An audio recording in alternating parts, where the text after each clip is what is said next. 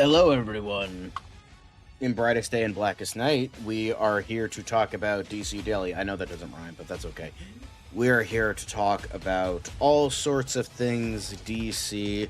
Of course, the biggest thing in regards to DC is the early look at the trailer for the upcoming Lanterns TV show. Is it worthy of praise, or does it fill in the suspicions we all had once Tom King was revealed to be part of the crew?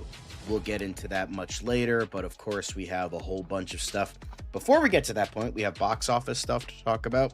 It is two big projects, one of big counter-programming movies this weekend with Hoppers and The Bride, so we're going to be talking about that, as well as some stuff in regards to The Bride for, reactions to, where does it land? Is it good? Is it bad? Is it somewhere in between? And then, of course, we still have some more award season stuff. We have the DGA Awards, the ASATI Awards, as well as upcoming tributes for many actors that have passed away recently at the upcoming Oscars, so we will see plenty of that.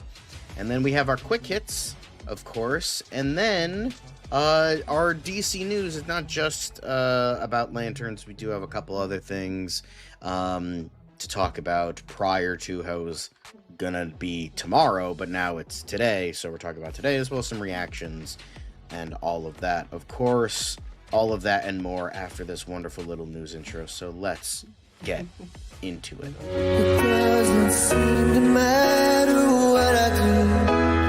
I'm always number two. All right, mister, I need to paint my abs on to get nominated. You don't see Robert Downey doing that. You're kidding. Robert You're Downey. kidding. I can't open the envelope without the... Warner Brothers is heading back into the Matrix with a new movie in the works. Wonder what other surprises are in store. I want to be Bruce Wayne. I like that. You're gonna love me. There's the shot, right there. That. Okay, we don't need to see Right there. You look ridiculous. Well, not no more, he don't. What, dude? I can barely understand you. Your accent's insane. What the Give me a hand up. Nope, I'm actually okay. Thank you very much. Oh, wow. Wow.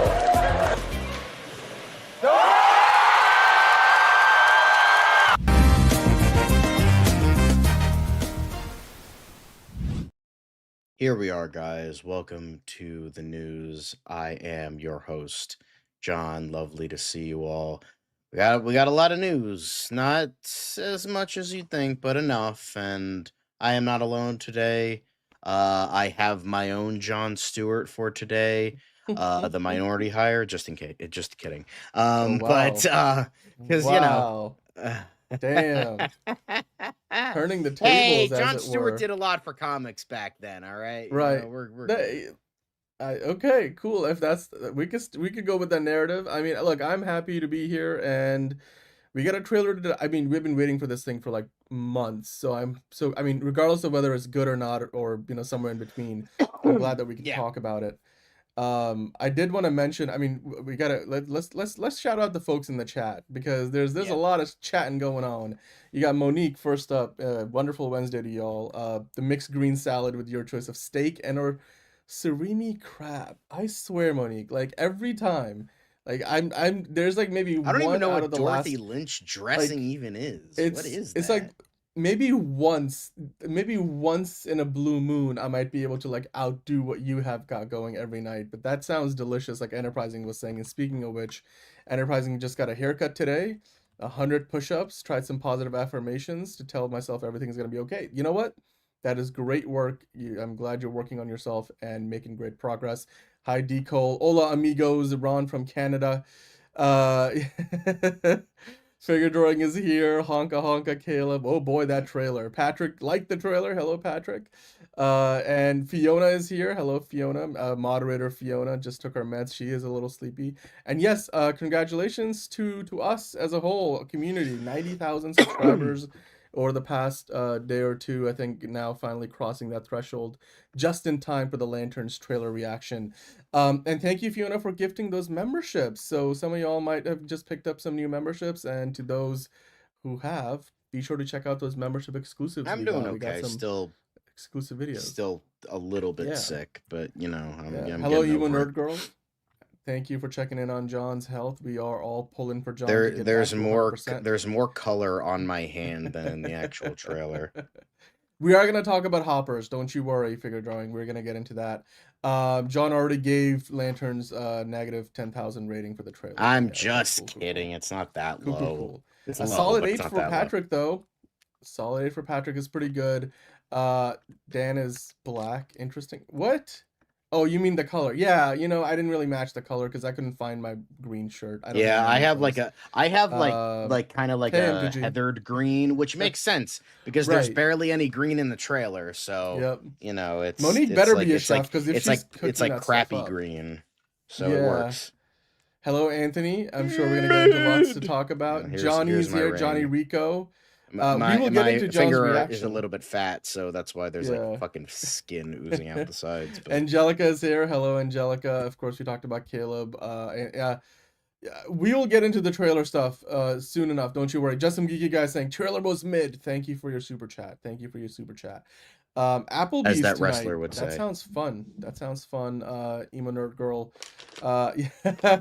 I know we're gonna get into the whole Guy Gardner question too, because I also noticed that. A lot of people hated the suit. That was also true. Trailer was great for Johnny. You know, there you go. John is blinged out today. Thank you, Fiona, for that. Okay. I'll grab my other one. I'll put it on my left hand. Yeah, turns out Tom King might be allergic to the color green. Who knows? Who knew? No, Tom King is allergic to good writing. That's what he's allergic to. But you know what we're not allergic to is the box office, because that's where we'll start the show. And keep your thoughts steady and ready for the Lanterns. I got my big plastic one, and then I got my metal one. It's only a teaser, by the way. Let's not compare anything to the 2011 movie just yet. But the 2011 movie already looks like 1,000 times better. Like it's not a good movie, but it's like at least visually. You know, I always loved that suit. By the way, I thought the suit. I mean, I don't care if I didn't hate the suit. The whole thing. I thought it was one of the best parts of the movie. It's supposed to be a construct. That's the point. That's why it's CGI. Exactly. I thought it was on point. So yeah. But anyway, Legends of the Superheroes TV special is more faithful. So that was in the 70s. Let's get through some of the other news and then we'll dive into it proper. Like, you guys are gonna stick around. Hopefully, Hunter Iggy's here as well. What are your thoughts on people bashing the suit? Save that thought because we will get to that later. But John, the weekend box office numbers. Let's talk about those real quickly. Pixar's Hoppers coming out this weekend, as well as Warner Brothers' The Bride.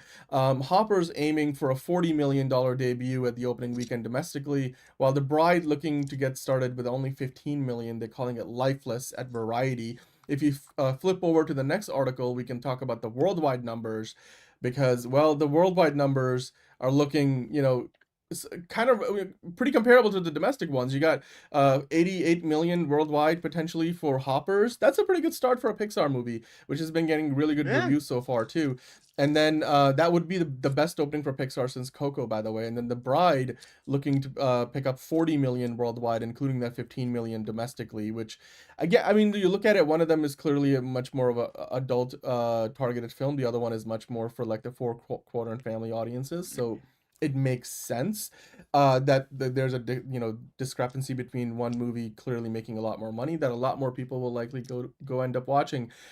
John, we're going to talk about The Bride's Rotten Tomatoes rating a little bit later in MovieTalk Madness, but you look at these box office numbers, Hoppers and The Bride. I know for me that I'm excited about Hoppers because the trailers were interesting. The Bride is also interesting, but the marketing certainly has not really been there for me personally, at least. Are you surprised to see these numbers, these projections going into the weekend? And does it tell you anything about like whether one of these movies is going to be a breakout hit or not? You know, here's the thing. I'm not interested in Hoppers. It just doesn't interest me. It just seems like a ripoff of other like mid-tier kind of movies. Like, it looks like Avatar, Over the Hedge, and Pompoko, like, thrown into a blender, but, like, not as good as any of those movies, which is not saying much, because none of those movies are particularly that great to begin with, but Um, it's just um I'll just give it this. It's an original movie. And you know what? If it does well, maybe finally Pixar will finally start making more original movies. So, Yeah. you I mean, know. look, Scream 7 is still around, like just some geeky guys saying. Although I have a feeling Scream 7 is going to drop off big in a second weekend. Angelica is going to go check out The Bride this Friday. I'm sure Liz is going to try to watch both of them, and then I'm sure we'll try to get her on the show next week at some Yeah. point to review the two movies. But I personally would genuinely be interested in seeing the Hoppers movie in theater, and then maybe wait for The Bride until a little bit later. But look, it's still March. You know, we're still on our way. Into the early springtime, and then once Project Hail Mary comes out, that's when really the big movies of the year start kicking. So. M2G saying hopefully The Bride is good. Gonna see it tomorrow or Friday. Tomorrow being Thursday, of course. John, Figure Drawing is telling you like Zootopia 2. You didn't think you would. Maybe you'll dig Hoppers. Well, there's hope yet. There's hope yet. I mean, Give it a chance. if my friends tell me like, dude, it's that fucking like it's like Coco levels of good. If they're like, dude, it's that good, I'll go Right. see it. But it's like if it's just fine, but it does well, then it's like, all right, that's cool. It's just not for me. I have read some of the reviews, and I'll be honest with you. I mean, some of them are really hyping the movie up and saying it might be one of Pixar's best works in recent times. Now, again, in the past that would have carried a lot more weight because Pixar's been a little hit or miss recently. But it's still, I'm looking forward to both. Like I said, I'll probably, if I had to pick one, if I went to the movie theater tomorrow, I would probably watch Hoppers before I watch The Bride. I mean, and that's more of a personal decision than anything else. Same. Like if I I could had be to see convinced, either, you I know? would probably watch Hoppers. Yeah. But you guys let us know, which one are you looking forward to seeing? Maybe one or both. Are you surprised that the Hoppers is set to open to almost 90 million worldwide, which would be the best for Pixar at the opening weekend box office since Coco, which is a big deal because Coco wasn't like a movie that came out last year. It's been a few years. And then of course, The Bride looking to open to 40 million worldwide, much more of an adult, oriented movie, and definitely, opening to even a smaller number than what Scream 7 did last week. So with that in mind, let's move on to the next thing, which of course today we're gonna title this part of the show as Movie Talk Madness. And speaking of The Bride, of course, Angelica's telling us there are many negative reviews on The Bride, so I find it interesting to watch. And speaking of those negative reviews, Angelica, Fiona's gonna, watch F1 again. I'll gladly watch F1 with you again, Fiona. In fact, the new season of F1 is about to start this weekend in Melbourne, so it would be very timely. But speaking of timely, The Bride comes out this weekend, and like Angelica mentioned, the Rotten Tomato score is definitely reflective, a mixed bag, as it were, because there's a lot of reviews and a lot of them are negative. Some of them are sort of in the middle. Some of them, are positive. So it's not entirely negative, John. But let's scroll down a little bit because let's get. And by the way, hello, Kami Casti. My favorite part of the trailer was not. Okay, you're talking about lanterns. We'll get into that later. Don't you worry. Movie Spud is here. Hello, Movie Spud. Hello, how are you doing? Fiona is excited about watching F1 this weekend. So am I. But yeah, I mean, look, the Rotten Tomato score was sitting at 59% earlier today, off 79 reviews for the Bride. I don't know, John, if you can pull up the current score, but I mean, you look at some of the reviews. Maybe we can kind of skip through a few here. New York Times. You see if you scroll up a little bit, saying there's sexual violence because it's a big studio movie.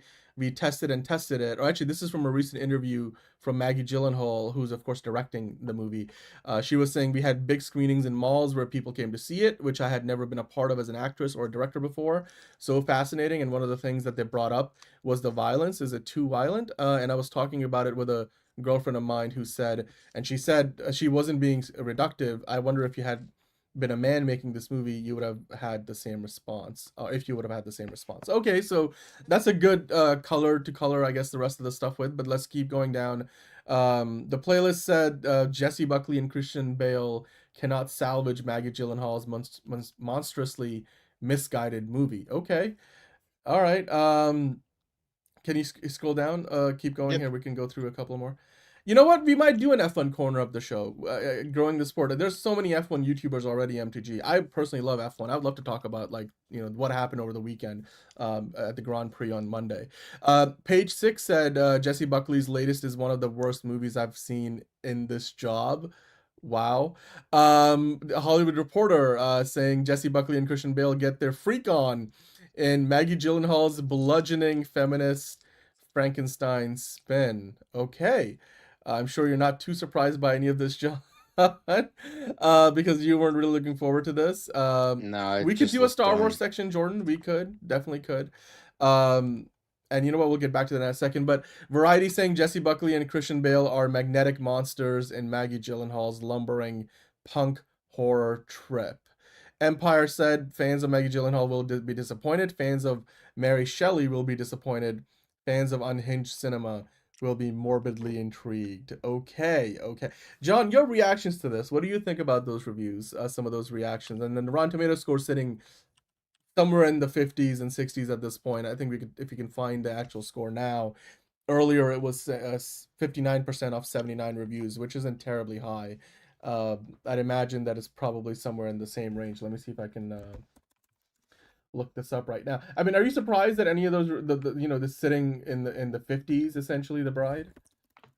No, it just looked kind of lame. I mean, now it's in the positive again. It's at 60 with 86.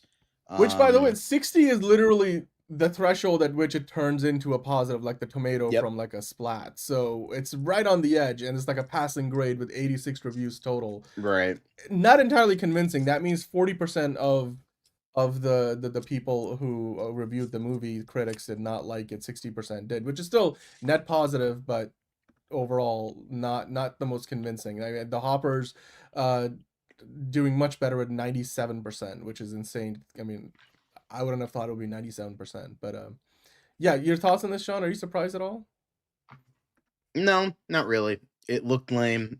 I didn't think people would get into it. It just looked, as I said, it looked like Jared Leto's Joker, honka honka Frankenstein like romance, and I'm like, I'm okay. That's fine. Cool.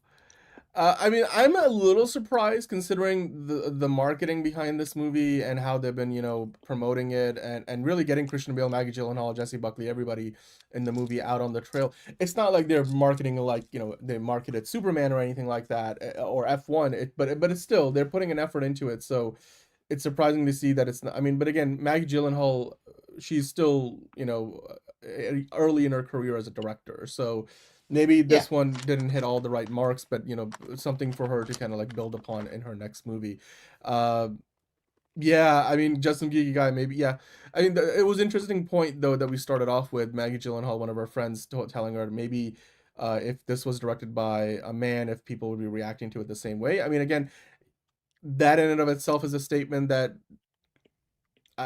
probably requires a whole conversation onto itself. But if you look at the reviews, 86 critics, of them 60% liked it, 40% did not.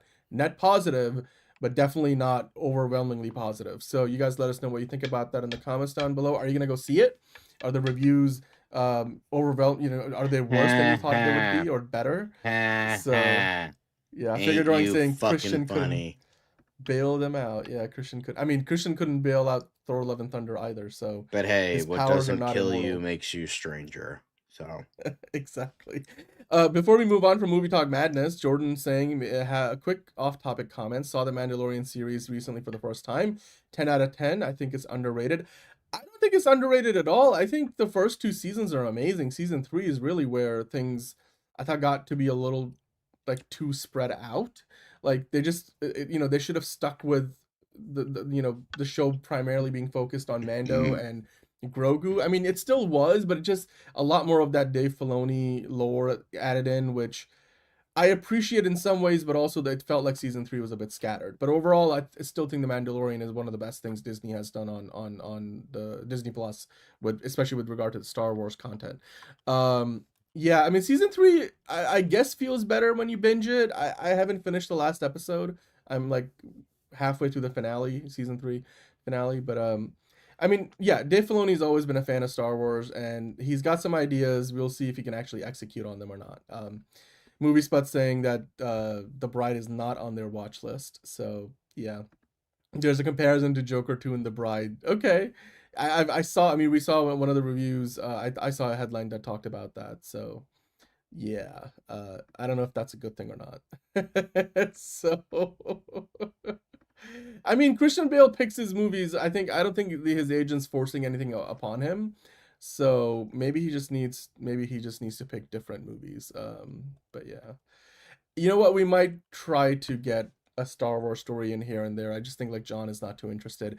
And we usually, when we pick stories for the show, a lot of it has to do with, you know, stuff that we also know a lot about and want to talk about that you guys wanted us to talk about. So we appreciate the feedback. If you guys want us to talk more Star Wars, we will definitely do that. We'll also maybe talk more F1 and see how that does. You know, like, so I think one of you guys asked if you could talk about more music news, and we try to sprinkle that in here and there. But you know, we appreciate the feedback because we'd love to know what you want us to bring into the show, because you guys are part of the show. So yeah, we will definitely look into it. So that being said, Movie Talk Madness, we're going to move on from that because we're working our way towards that Lanterns talk. So let's get into some award season updates. Almost like quick hit style, because there's not a ton of big stuff to get into, John, but we did have the Art Directors Guild Awards happen over the past couple of days, and then Frankenstein won one battle after another, and the Fantastic Four First Steps took home the top film prizes at the Art Directors Guild Awards. Are you surprised by any of those big titles? Because especially Frankenstein, I feel like will probably win a couple at the Oscars too, no? Yeah, I mean, like, that's kind of the I mean, It's calling that's card. kind of that's kind of the So, vibe of like one yeah. battle after another gets a lot of stuff. There's like a few like curveballs here and there, but that's like seems to be the main discourse is one battle after another is kind of getting everything, and then okay, you get a Hamnet here, a fucking, you know, Sinners here, all that shit. Yeah, So look, we talked about yesterday and even on Monday that, you know, one battle after another probably still the favorite to win Best Picture, but yeah. Sinners sort of picking up momentum from the Actors Awards in terms of like you know, with Michael B. Jordan winning a couple of things and the movie overall doing really well at the Actor Awards. Fantastic Four First Steps, I always thought the production design was probably his biggest strength, like that retro 60s look. So I'm not entirely surprised that they won. I mean, again, it's the Art Directors Guild Awards, so everything is connected to art direction in some way, right? And, you know, let's go art directors. We definitely want to honor like those, well, they're considered to be more technical categories at like an Oscars event, but each of these guilds, when they hand out their actual awards for the guild, they will go deeper into it more than just like a broad, like, you know, bunch everything under one category. So it won for something specific with the movie, not necessarily art direction as a whole. I'm pretty sure if Frankenstein took the big award of the night. So yeah, that and we'll of course keep an eye on, you know, where things stand going into the Oscars, which are now less than 2 weeks away. So will it be Sinners? Will it be one battle after another for Best Picture? That's the big question everybody's asking right now. Or maybe it will be a third movie. Maybe something that none of us think. Maybe Hamnet will win, you know, which won Best Original British Picture, I think it was, at the BAFTAs. But anyway, and John, let's it keep on. also won the Golden Globe. It did for drama. That's right. So there's always a chance. There's always a chance. I figured drawing as much as I would love to see it. I don't think Sinners is going to win. It's going to win a lot of technical stuff, but I don't think, like, at the very most. But I wouldn't think count it out. I would be willing to put some money on Sinners pulling off the win, because this is the Academy we're talking about. The Academy votership, you know. Yeah, but it'll get technical stuff. Like maybe it'll get writing, some acting stuff, all that stuff. But I don't think. I mean, we know Tiana Taylor's going to win that, and she's in one battle after another. Even though I don't think that was. And we'll actually talk about her later in Quick Hits too.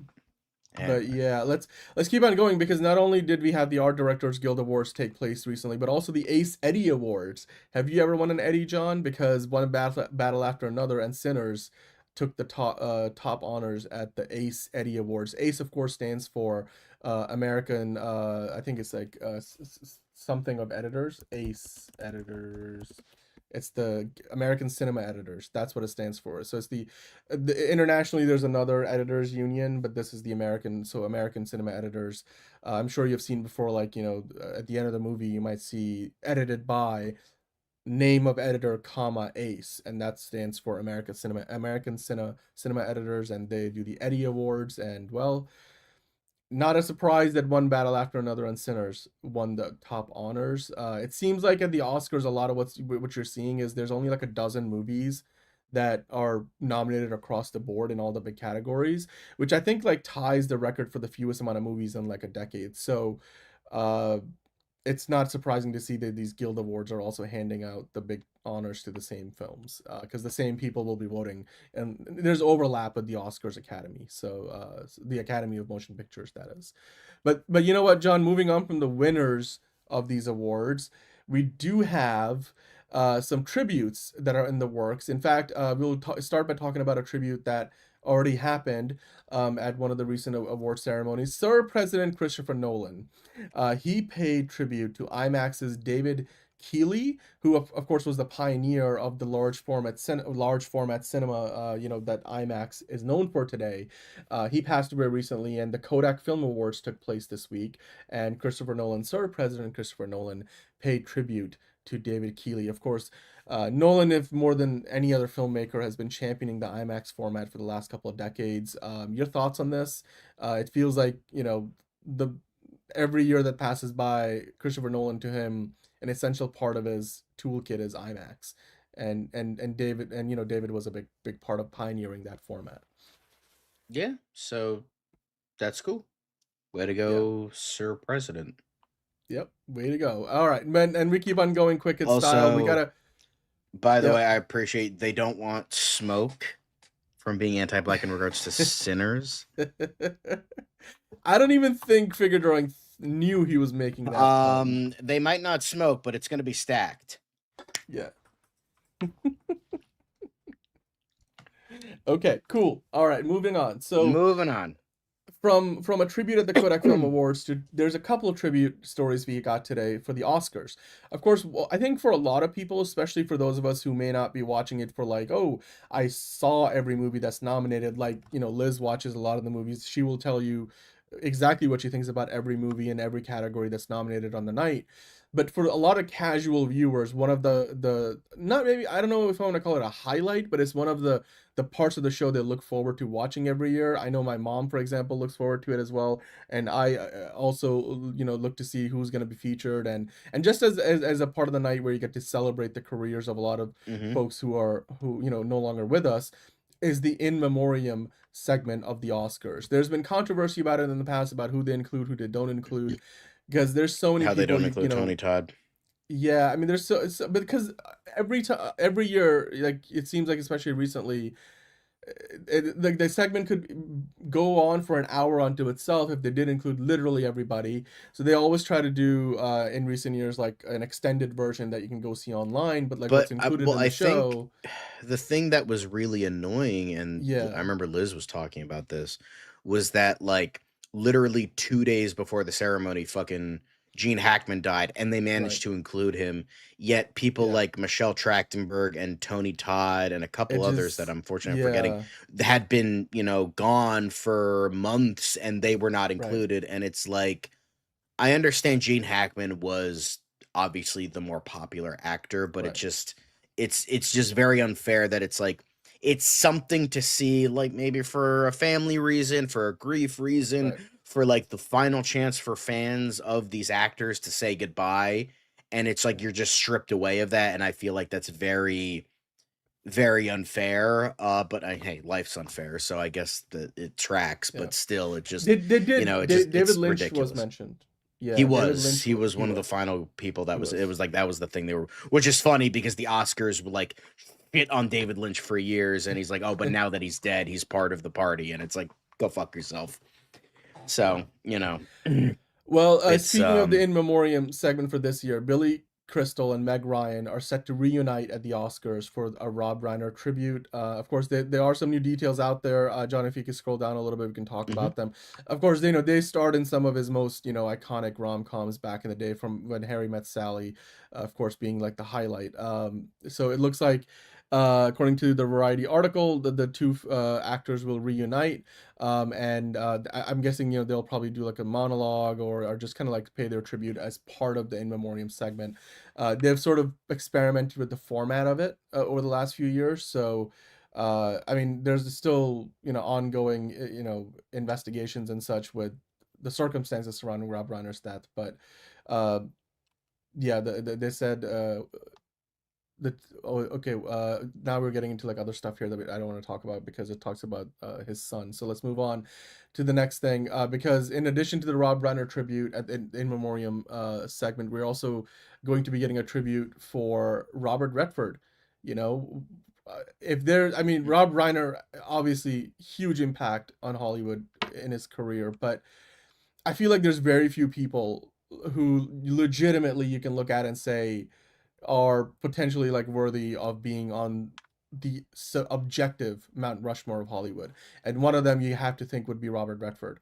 He had a decade spanning career. He founded the Sundance Institute, and that he championed independent film and young storytellers, and of course all the way back from like his time as like a young 20-something appearing in a Twilight Zone episode to being in Captain America, the Winter Soldier, and many things in between. Multi-Oscar winner, and of course one of the greatest ever to grace the big screen. Barbara Streisand is now in talks for an Oscars performance to honor Robert Redford. Not all the details have been figured out yet, but you got to imagine, like, if Gene Hackman got a big moment at last year's In Memoriam segment, then Robert Redford would occupy that similar space this year. John, your thoughts on this, and do you feel like that's deserved for Robert Redford? Absolutely, yeah. Of course, it's absolutely deserved. Like, he did so much. He was one of the few in Hollywood that actually seemed like a decent person. It's just nice to see, and absolutely pay tribute to some of the best people in Hollywood, and Robert Redford is definitely one of those people. So yeah, especially the impact that he had. Like, it wasn't just the work that he did himself, like the movies that he started. Like, I'm talking about like beyond like his charity work, and what he did for and Sundance then just championing and all that. Sundance. It's just and he was a legend in every meaning of the word. And so I mean, Rob Reiner, Robert Redford, and many names all beyond. All the Robs. Well, with that, we're gonna wrap up the award season part of the show, and that moves us into the quick hits. So I'm gonna hit that bossa nova elevator music, and Indeed. John, walk us through the quick hits. We got some good ones today. Yes. So Lee Isaac Chung, who recently did Twisters with Glenn Powell and Daisy Edgar Jones, has now exited as director on the Oceans prequel. I think Margot Robbie is going to be in Ryan that, Gosling, due to creative differences. So, yeah, I'm curious who they get. I don't know if I'll watch this. I'm more curious about like George Clooney and his constant teasing of an Ocean's 14, which I'm much more interested in. Which apparently is going to go into production this year, right? So allegedly. So these are two different projects. This is meant to be a prequel. two different movies. I'm just like saying like right. So I mean, the point being, like, there's a prequel in development, which obviously will take place before the events of the Ocean's 11 movie, and then Ocean's 14 will bring back the original cast with Clooney, Damon, and Penn and everybody else. So. But I mean, hopefully they'll find somebody else. And usually when it's creative differences, that's like the official reason. That could mean many different things in terms of what actually happened. I'd imagine that Margot Robbie and Ryan Gosling aren't too hard to work with, being a reason, like, but I guess we'll see. Maybe sometimes it is like, scheduling conflicts and stuff like that. So I'm sure when we find out more, we'll talk about it. But let's keep on going. Yeah. Yep. Moving on to the next thing. We mentioned this already before, but Teyana Taylor teases very real talks with PTA about One Battle After Another offshoot. I'm begging him, so I assume she wants to do something along the lines of like a spin-off with like her character, what she was doing when she abandoned her child and her partner, and like I don't get this. Like, I don't think there's any reason to explore that story, because unless there's meant to be some kind of redemption arc for her, because I don't know. I guess like her character, I wasn't my favorite in the movie. It really. Yeah, I mean, still don't understand I don't get why why she's winning nominated. awards. Yeah, I don't get like, why like she's like this like kind of ideological character when she's Yeah. kind of a bitch and doesn't really do much and kind of is just- gone after 20 minutes into the movie. So And it's not just, I mean, maybe it's the thing of like you separate the actor from the performance, or like the actor from the character. Maybe it's that, but it's I still think like I'm surprised that she's been nominated as often as she is for those awards and picked up a couple of trophies too. I feel like you said Chase Infinity probably more deserving. she gave a much better Yeah. performance. I was much more Yeah. invested and she did an excellent job. Yeah, but I don't know if PTA would be interested in doing a spin-off. I don't think there's enough interest there. It's certainly not viable interest from a financial standpoint for Warner Brothers to greenlight some kind of spin-off, despite how popular Tiana Taylor might be today. So You know what I just realized? Maybe Caleb will agree with me because he didn't really care for this as much as I did. I always thought after watching this and talking with my parents about this, I'm like, what this movie should have been, I don't know if I mentioned this on the show, but what this should have been was like a Sins of the Parents kind of movie, where it's like Chase Infinity's character should have been like this character that is now dealing with the fallout of her parents' past and like kind of dealing with that, when that's not what this movie was about at all, and much less interesting. And it was like this whole thing with like Sean Penn and like all that. And I'm like, that would have been a much more interesting movie to me, where it was like Chase Infinity, her character is dealing with the sins of the mother and to a lesser extent her father, and just kind of dealing with that. And like now like the world is after her because of not what you did, but what your parents did. And now you're dealing with fallout. And then I just realized, you know what's a really good version of that movie? Motherfucking A Nightmare on Elm Street. So if you want a good version of one battle after another, watch A Nightmare on Elm Street. Boom. I don't know how that works, but it does. Don't question it. I think, look, I think the one battle after another worked for what it wanted to be. I mean, it still hit very close to home. I was disturbed by the movie and like how close to home it hit, given what's going on in the world. Or now it feels like forever ago because of what's going on in the world today. But still, like, I mean, I digress. We can talk about this all day. Anyway, we'll but like that was just like a thing I noticed, and I'm like, later. holy shit. Yeah. A Nightmare on Elm Street is the better version of one battle after I mean, there were another. definitely inklings of that in this movie, but like you said, it wasn't the focus. I'm saying what the focal point of the movie should have been is, you know. Well, I think like should have, you know, maybe is a shoulda, coulda, woulda. Because it's, you know, because PTA. I mean, obviously that's not the movie he set out to make, you know. So like, it is what it is. But let's keep going. But next up, we have more exciting news. Apparently, Radio Silence, the directors of the upcoming Mummy 4, well, it's not really Mummy 4 anymore because Tomb of the Dragon Emperor is not canon because Rachel Weisz isn't in the movie. So she's in this one. She's in 1 and 2.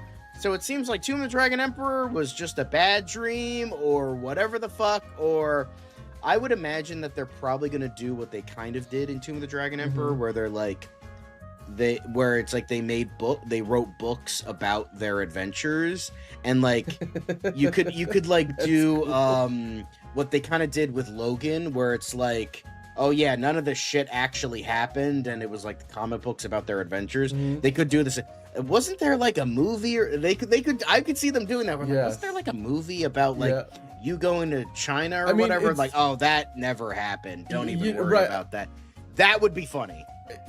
What also came to my mind was like how they sort of sidestepped the events of the Kingdom of the Crystal Skull in Dial of Destiny.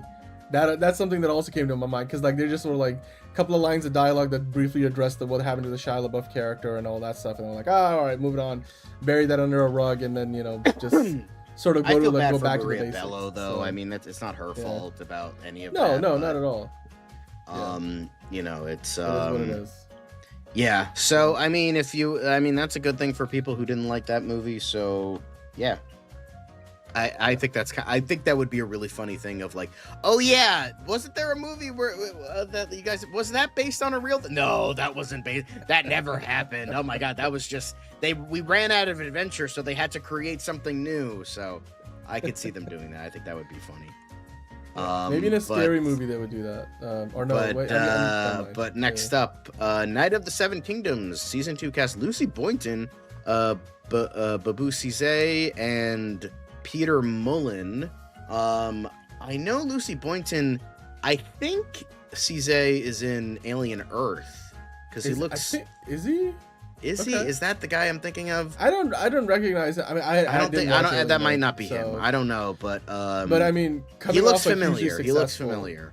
I think I've like a seen him hugely somewhere. successful season 1, adding 3 talented actors. So great to see that. Just for sure. Hey, Game of Thrones fans needs to stay away from Breaking Bad. Breaking Bad. All right, get out of here with that shit. But next up. Kelly Cuoco joins Ray Romano, Joshua Jackson in HBO Max pilot How to Survive Without Me, and apparently they're doing the Stan Lee way of doing things because very alliterative names. You got Kelly Cuoco, Ray Romano, and Joshua Jackson. I hope that's not by accident.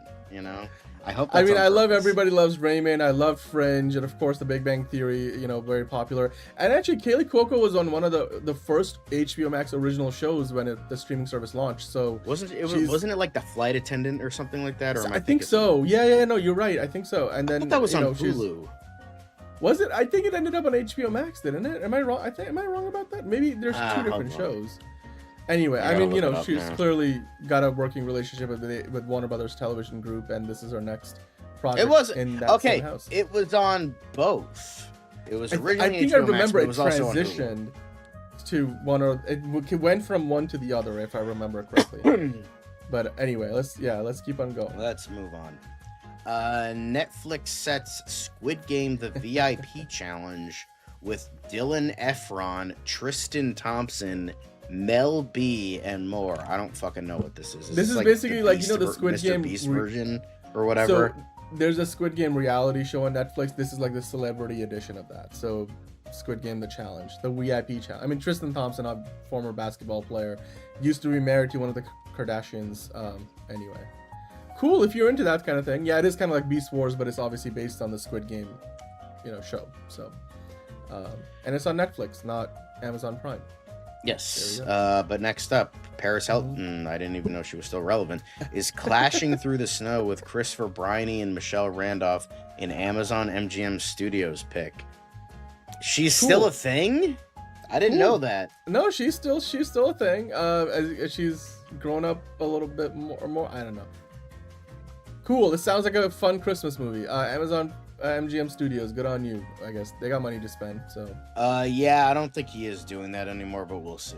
He teased it. I never really went anywhere, but we'll keep an eye out. So. Abbott Elementary renewed for season 6. So the fan favorite ABC show, Abbott Elementary, is getting another season. So congrats for them.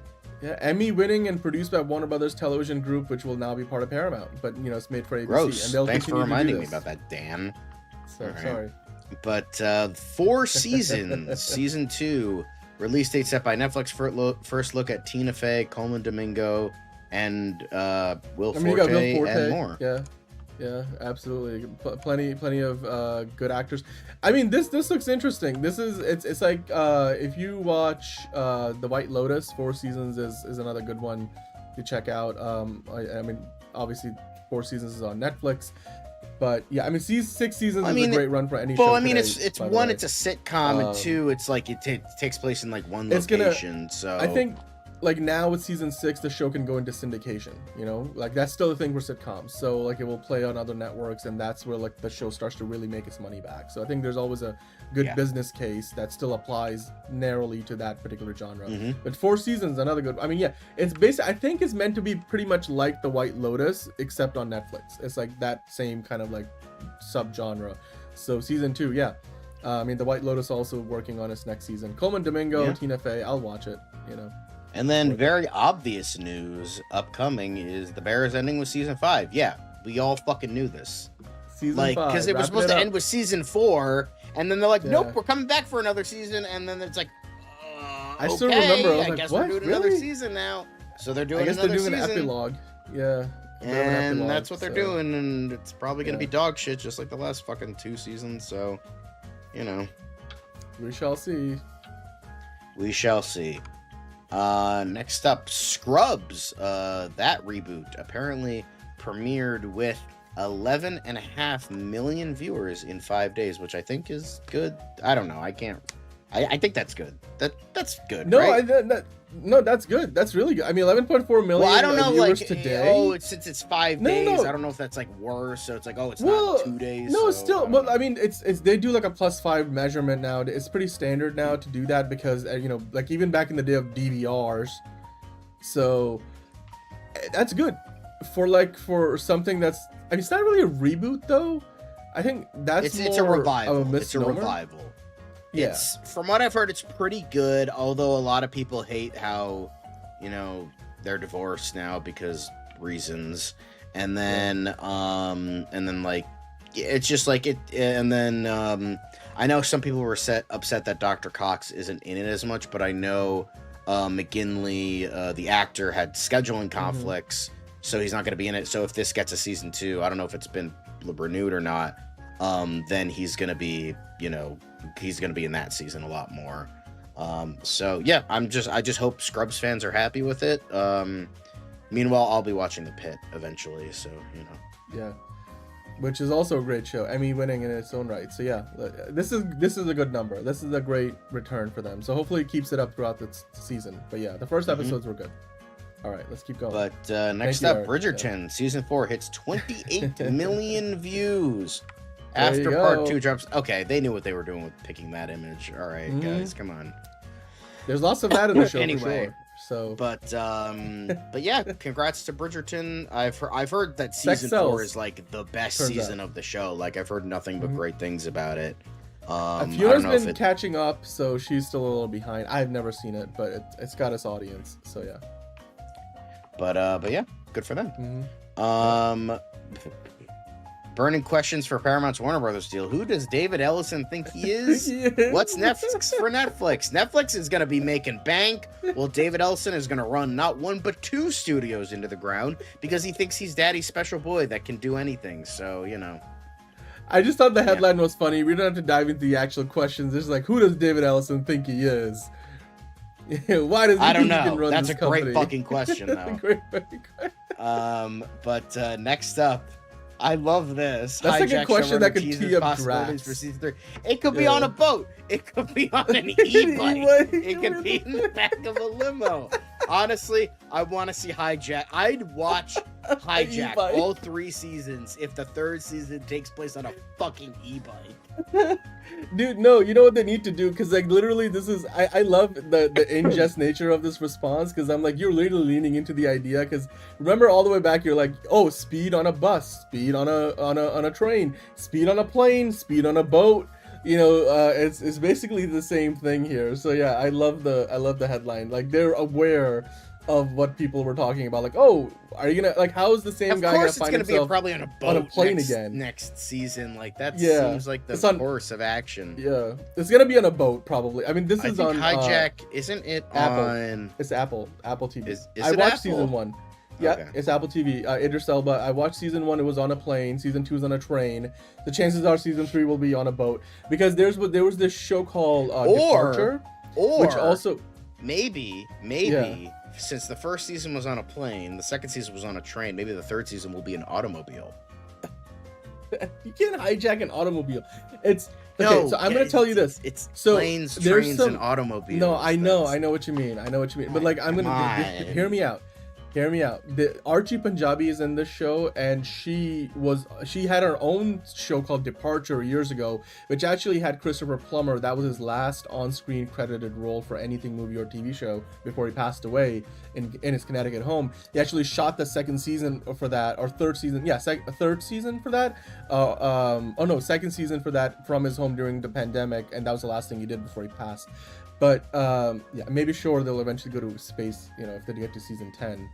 Submarine, there's actually a show called Vigil. Season 1 of that takes place on a British nuclear submarine on Peacock, I think it used to be. But anyway, Departure, season 1 was about a plane, season 2 was about a train, and season 3 was about a boat. So I'm like, there's some similar creatives on this show, so I'm sure they're thinking, oh, we did the plane thing, We did the train thing. Now we do the boat thing. So anyway, yeah, hijack on an e-bike. That would be something fun. Back of a limo. I mean, you can easily turn this into like an SNL sketch. So I would love to see that. But yeah, the first season was good. I haven't seen the second one yet. But yeah, that's it for that. And then finally, LA Council approves some measures to streamline film permitting. So I don't know what this means. So basically, okay, so look, here's the thing. Getting a film permit in LA is one of the most complicated things you can do anywhere else. Like it's a lot simpler. Even in New York City, it's slightly easier. And it has a lot to do with like, there's even like this part of LA that like has different regulations. I forget what the name for this, like a particular area that's marked on a map where things are just more complicated. So it just, over the years, you have seen a lot of production move away from LA.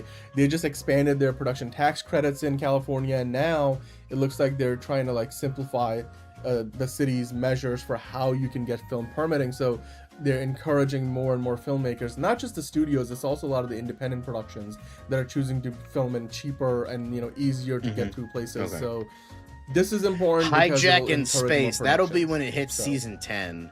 That's what exactly. Season 10. Yeah. You know, like when Fast 9, which was technically the 10th movie in the franchise, they finally went to space with duct tape. Exactly. That's what they do with Hijack.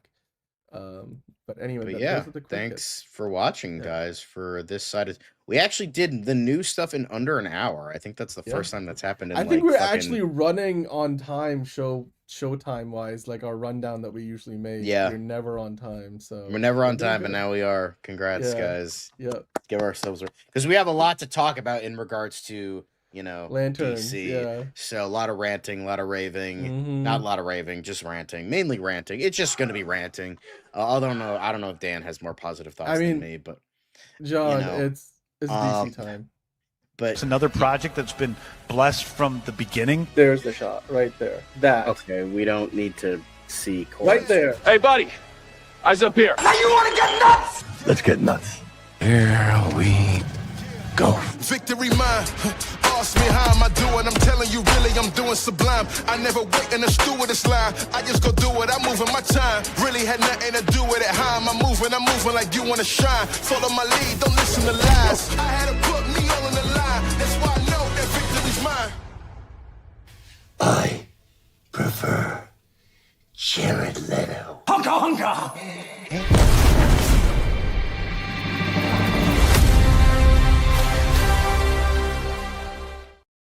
All right, welcome on into another episode of DCU Daily. Today's a big one because we're getting into all the Lanterns talk. Of course, we will talk about how we got here because in a different timeline, we would have not even gotten the trailer to talk about today. We would have had to wait another 24 hours. But it turns out somebody decided that would be too long of a wait. And you know what? Because the trailer fucking leaked on Twitter. We're not complaining. Speaking of, John, how are you doing? Because I had to see this shit one day earlier, but you know. Anyway, what are you most excited to talk about? Yeah. Daniel Craig. I'm excited to talk about Daniel Craig. That's what I'm excited to talk about. You know. All right. Okay. Well, we got some. You guys are already excited to get into all of this. I prefer Ryan Reynolds. Okay. Don't forget. We won't forget. We will. We just wanted to save it until we were talking about DC. Yes. Don't you worry. We're gonna be talking about all your super chats. Maybe Lanterns was not blessed from the beginning. Who knows? It was not. It was not. See, honestly, guys, I think it's safe to say the worst thing about this fucking trailer is that it's giving credit to fucking Zack Snyder. Fuck you for making me praise Zack Snyder, you fucking assholes. God damn it. Fuck you, Tom King. Making me praise Zack Snyder and shit. Eat a fucking dick, you loser. I mean, Caleb is now just saying things to get on your nerve. Jurassic League. I'm already mad. You don't have to make me more mad. Like, so, you know. Well, anyway, before we get into the Lanterns before we get into that, one other thing. We have one other thing. Apparently a rumor. Oh my God, another rumor that's not going to be true. You know? They really want Daniel Craig to be part of DC. He said no to Sergeant Rock. He's probably going to say no to this if this is the case, but like, you know. But it seems like the rumor, again, it was the rumor that Brad Pitt was offered the role, but then that was said that wasn't true, but then it rumors. might be true. So I don't fucking know. But it's the role of Christopher Dent, who is Harvey Dent's father. And remember, Harvey Dent, can we trust him? Anyway, but yeah. So apparently they want according to GFR. I don't know what that. What is big that? freaking robot. Okay. Or giant freaking robot. Never mind. Giant freaking robot. Okay. Yeah. All right. So apparently now Daniel Craig has been asked. Liam Neeson is next, and I can't imagine he'll say yes, but you know. Yeah, that's an interesting list because we saw that Stellan Skarsgård passed on the role. But it's weird because Stellan Skarsgård, Daniel Craig, and Liam Neeson don't all kind of fit the same age profile. Right. I guess the one that stands out the most to me would be Daniel Craig. Like he's it kind of embraced the aging process, as it were. But you still like Daniel Craig definitely jumped from like kind of like daddy energy to now he's like granddaddy energy. So he's definitely embracing his age right now. So no, but it's still like I feel like okay, I can buy that Stellan Skarsgård would be playing the father of the character that Sebastian Stan plays, or even Liam Neeson. It's hard for me to sort of buy the Daniel Craig. Like, can he really play a just guys get exactly.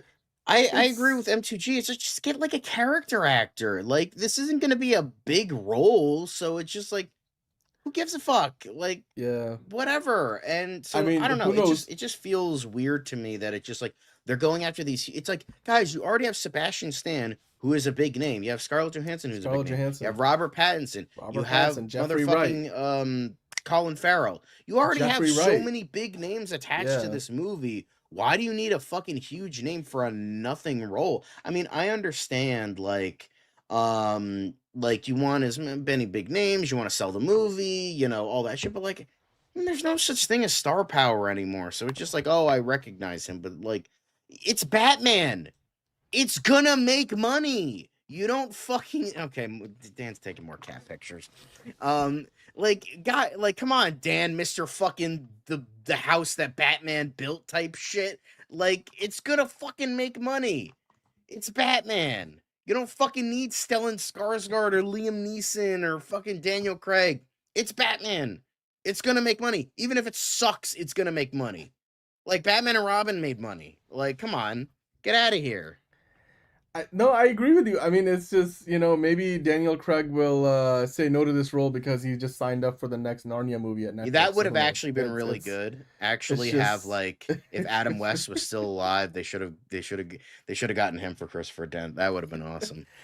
Although, if Liam Neeson does ultimately ended up getting the offer for the role and takes it on, I mean, it would be like a full circle moment for him full circle in a different way because he was already a villain, Ra's al Ghul back in the day, and now he'll be back playing a different. For another, oh my God, we need Liam Neeson again for a realistic Batman movie. All right. Realistic.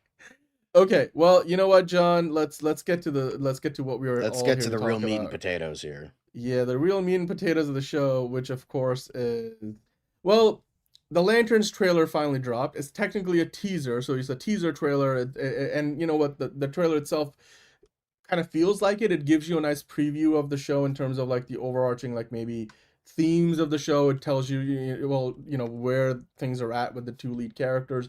It kind of gives you these little flashes of all the other actors and characters that will be in the show. You don't get a ton of the lanterns being, the Green Lantern, the rings being used themselves, but you get a better sense of where things are. Now, the thing is, the funniest thing about all of this was, John, they started the day off talking about how the teaser will drop tomorrow. They dropped a teaser for the teaser. Yep.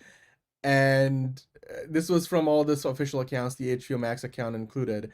And then somebody decided that, it was probably a little too long of a wait to give it 24 hours. So it dropped today, the same day that they said that it was going to drop tomorrow. And it turns out, SIKE, we got the trailer. James Gunn, actually, I don't know if you have the link. James Gunn teased the trailer. And then with the same video that we saw on Instagram. And then once when everybody else was talking about like, oh, we're gonna get the teaser tomorrow. In fact, there's a graphic, John. If you can kind of quickly go over to the James Gunn one. I wanted to kind of look at that for a second. I do think Superman costume in Man of Steel was far superior. Yeah, James Gunn was saying, the graphic there, but then also what he said was their legacies. If you X out of that for a second, it says their legacies continue. Lanterns teaser tomorrow. That was all basically teasing the idea that we were gonna get a Lanterns teaser trailer tomorrow. Finally, after they already sort of disappointed us a couple of times before. And then not too long after James Gunn posted that, John, we actually got the whole thing just dropping today anyway, because James Gunn posted, and then the DC account posted saying, you manifested it early, and the official Lanterns teaser is here, coming this August. John, why did they drop this early? Was it really the leak, or was it like HBO, like their YouTube channel released it early? What happened? Was the like somebody, there was like a misclick or something? But I heard that it got leaked on Twitter early, like somebody leaked it, and then they decided to just say fuck it, we'll just release it today. Yeah.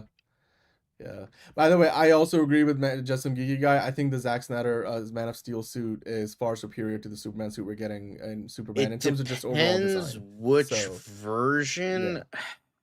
I would say I like the suit material for Man of Steel more, but I like the color scheme of BVS more. Like I like the scarlet S and the gold background and the brighter blue, but I don't like how the symbols are like more like accentuated.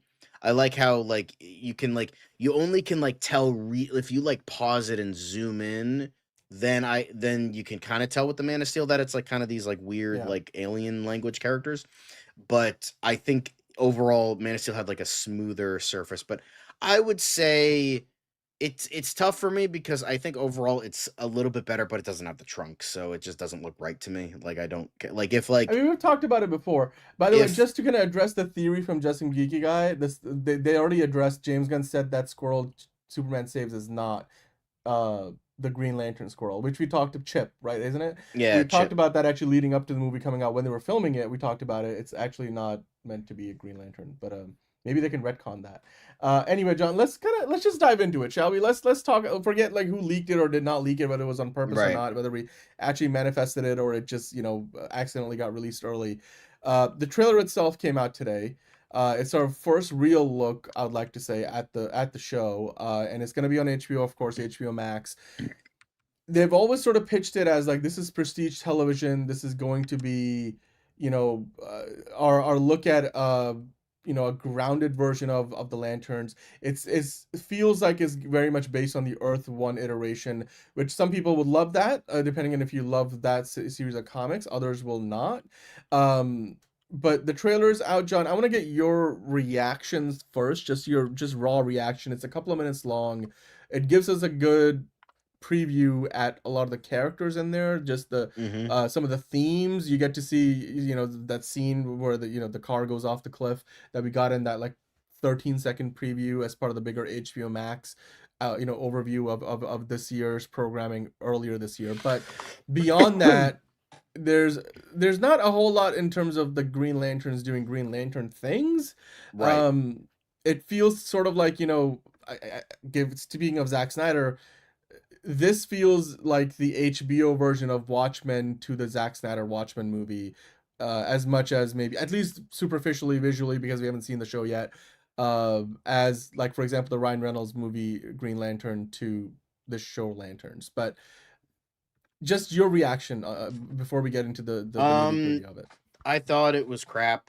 I didn't care for it. I thought as a trailer, I think it's like fine. It was like well edited. It showed just enough like of everything, but it's as a Green Lantern show, it sucks. It's terrible. Like both Hal and John are so out of character. It's like it's like not even funny. Like Hal acts nothing. He's like this weird, like kind of like douchebag cowboy kind of character, and it's like, yeah, Hal Jordan does have a bit of an ego. I mean, he being called the greatest Green Lantern for so long. And that fucking suit, Jesus fucking Christ! Like, why is it shit brown? Like, what are we doing here? But it just Maybe like it's like the patina it that is didn't feel built like up, Hal at all. Like, I think Kyle Chandler, like under like people who actually know these characters and like good writers, and like if like aka if Jeff Johns did this show and not, you know, the guy who character assassinated like 40 DC characters in the past like 5 years. But like it just doesn't feel like Green Lantern at all. It doesn't feel like Hal Jordan. I don't know why he's like a Texan now. Like he's like has like kind of like a Texas accent, which is like weird.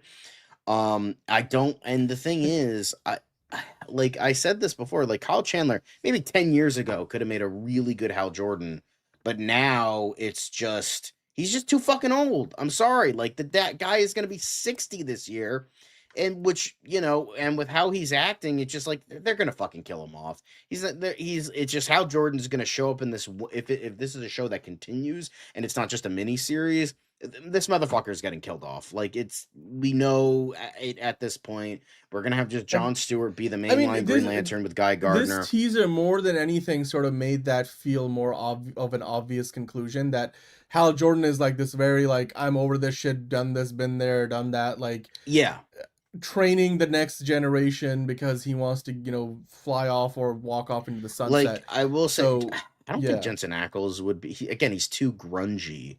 But, like, I think James Marsden definitely, again, like 10, 15 years ago, could have made a great Hal Jordan.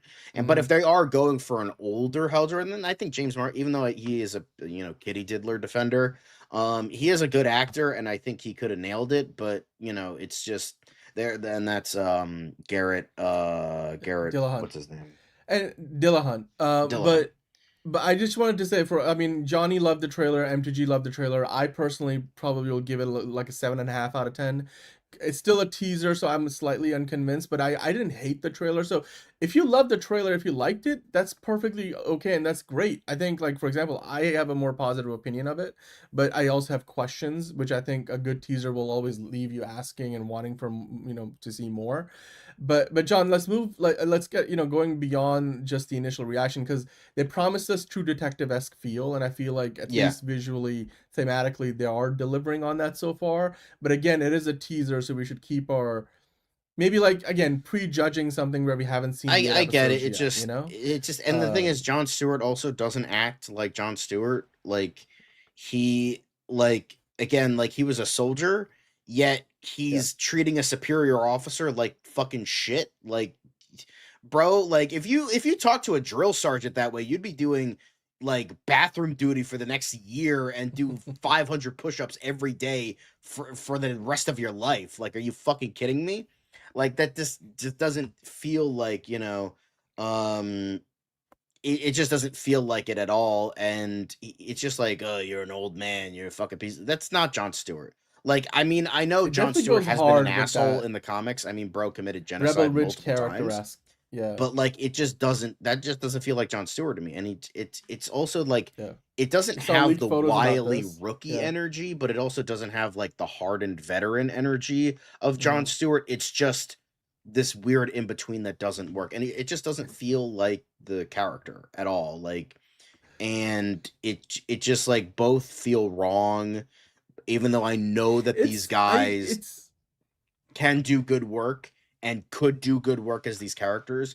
And I think from a performance standpoint, yeah, I think they will do a good job. It's just they won't feel like the characters at all. And it's just like, this is not... It just doesn't work for me. Let me just say, is it a matter of like expectation versus reality? Because, like, for example, in a different timeline, this would have felt like a Men in Black movie where you have Agent J, Agent K vibes. But maybe if they are truly adapting the Earth 1 iteration, or more or less leaning into that, you know, very heavily. Also, I 100% believe that is Alan Scott's lantern. That is 100% Alan Scott's lantern. Okay. cool. I didn't actually make that connection, but that's so you're saying It just Alan looks Scott's too Lantern old will be, and raggedy that it's like that's no way that's an alien yeah. like lantern. It just doesn't look or feel like it. All right, But Jalen. that's definitely looks and feels like Alan Scott's lantern, which feeds into the rumor. The rumor is that the thing the murder they're investigating is Alan Scott's death.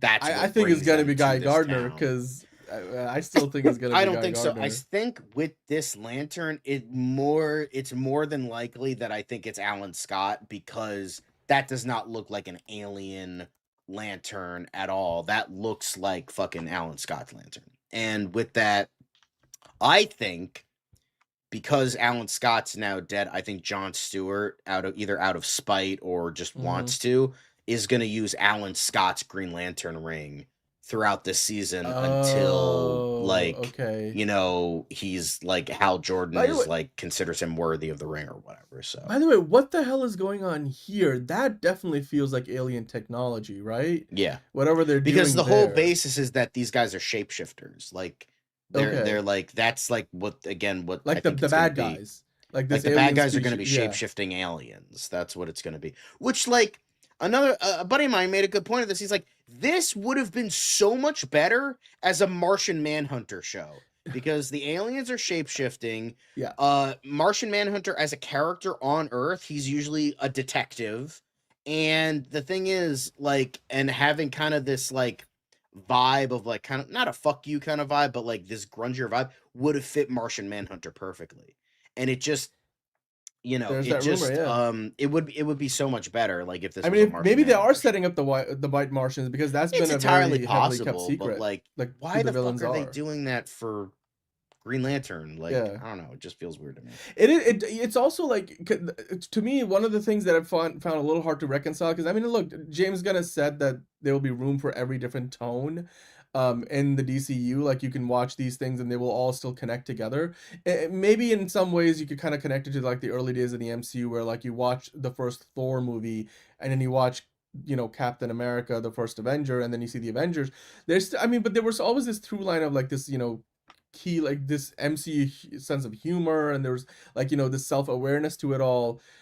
This feels like such a departure from what Superman and even Supergirl feel like, at least based on the trailer for Supergirl.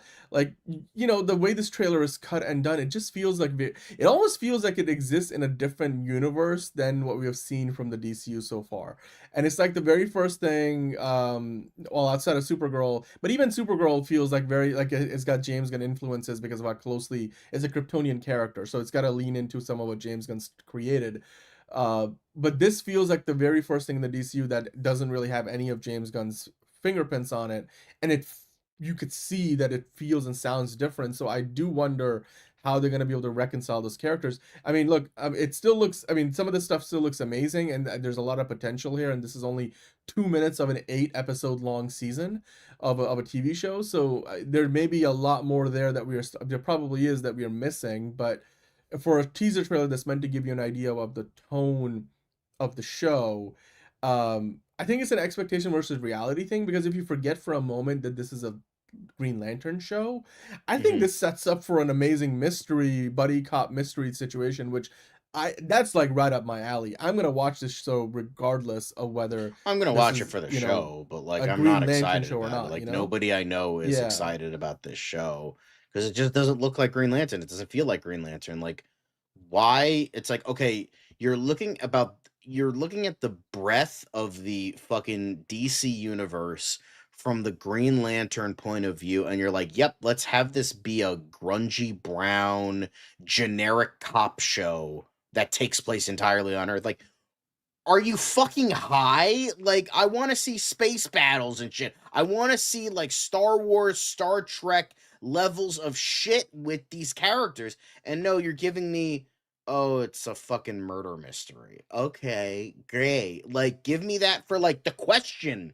Give me that for Martian Manhunter. It feels more characterized for that shit. Why the fuck am I getting it for Green Lantern? Just, like, open the page to any fucking Green Lantern comic, and you're like, this is gonna be this shit? Like, are you stupid? Well, yes, because Tom King doesn't have 3 brain cells in his fucking head, so we're stuck with this garbage. But, like, you know, fucking it's just like, and then you have like this scene where it's like, shows more of Tom King's fucking CIA trauma that he has to fucking insert into all of his fucking stupid bullshit.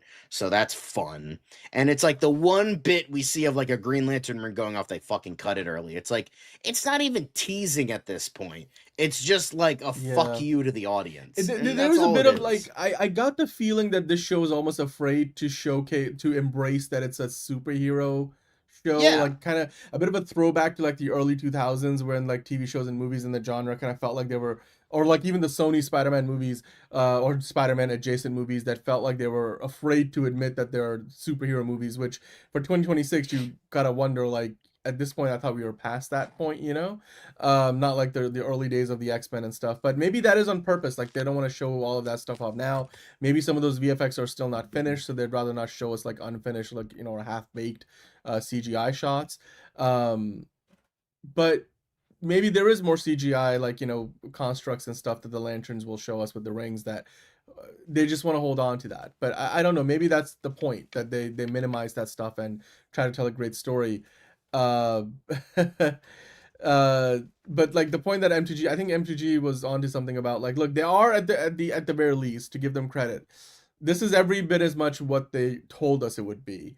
And maybe if you kind of change your perspective a little bit and to look at it for a moment as think, okay, so if you were expecting Star Wars and this is Andor, that might mean this could be really good in just a very different way. Maybe we just need to kind of reset our expectations and then watch it for what they're telling us is going to be.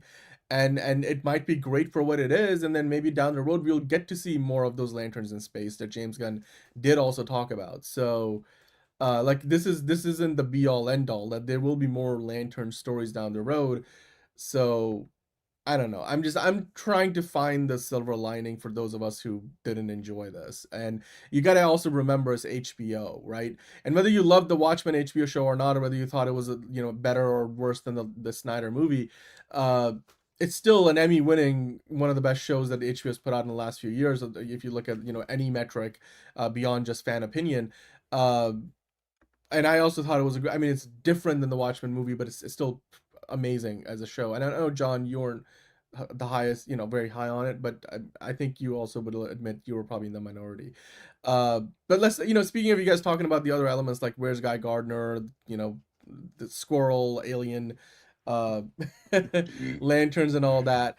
Let's kind of like get into some of the those elements that I think a lot of people like pointed out right as the trailer came out. Because like when you watch the trailer, we all had some very common reactions to things that the trailer had, maybe that we weren't either expecting them to address this early, or things that we were surprised by. But like one of those things, of course, was there were a lot of I don't know like if this is a rational reaction, because yeah, there's a lot of cussing and a lot of like swear words in the trailer, but it's like an HBO show. Like I'm like, what the fuck did you expect? Like you're gonna get that in an HBO show. I don't mind swearing. Like, it's just like, it's just a little weird. Like, because the thing is, I view it as this. Like, I don't mind a lot of fucking cursing. Like, goddamn, throw in as much fucking shitting ass cursing as you fucking want. I fucking throw shit like a sailor, so it's fine to me. However, it's just like, I can also see somebody against that, because it's like, why do you need to do that?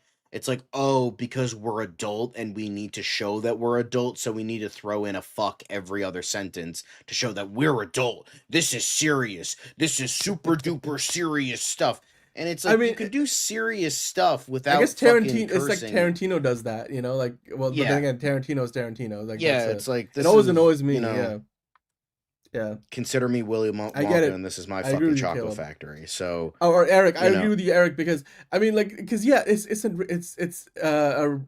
TVMA show. I don't get angry at anything. I just get angry at stupid shit. Yeah, and we'll talk about the suits in a second. But like Liz's reaction was that too, like, oh, they're excited to use their big boy words, I think was her wording. And I was like, it's like, Liz, it's an HBO show. Like, what else did you expect? Maybe the way the trailer is cut leads you to believe there'll be a lot more of that than in the show itself. Maybe they do go a little too hard with that. Like, it's just, again, it's a trailer, Hello, Marco, D Ross in the chat. How are you doing? It's what do you think about the trailer? It just it just rubs me the wrong way. But I'm not. It's not like a. Again, It's more like a 2-minute haha. trailer. Wow, they curse a lot. Yes. But like it doesn't bother me. I get, but it's just like, but I could also see the argument. Like I could be the devil's advocate and see like I get why people could have a problem with that, because there's people that just don't like cursing. That's fine. But at the same time, it's also like it's a very juvenile way to showcase you're trying to be adult. Like it's like, oh, because we're throwing in fucks every other second, that means people are going to take us more seriously, when it's more childish, essentially. So yeah. I mean, but like, okay, so beyond that, I did also want to. I mean, of course, one of the big things. Actually, not one of the big things at all. This was a reference that I was surprised somebody caught and pointed out. There's a Silver Age Lanterns reference in this, which, I mean, because everybody was paying attention to the design of the suit, but you do get a little bit of a reference to the comics from back in the day. All right. Oh, it's a reference to some fucking Silver Age comic nobody remembers. Oh my god, that means it's gonna be good, right? And no, it's not. It's such a little bit of a wink argument. Like, Easter oh, egg, it so. references something. Does that make it good? No, it doesn't. It's like, it just like, oh, remember this stupid thing? It's like, oh, it referenced a comic. It's like, okay, that doesn't matter when like literally nothing else from this show That's fair. feels like the comics at all.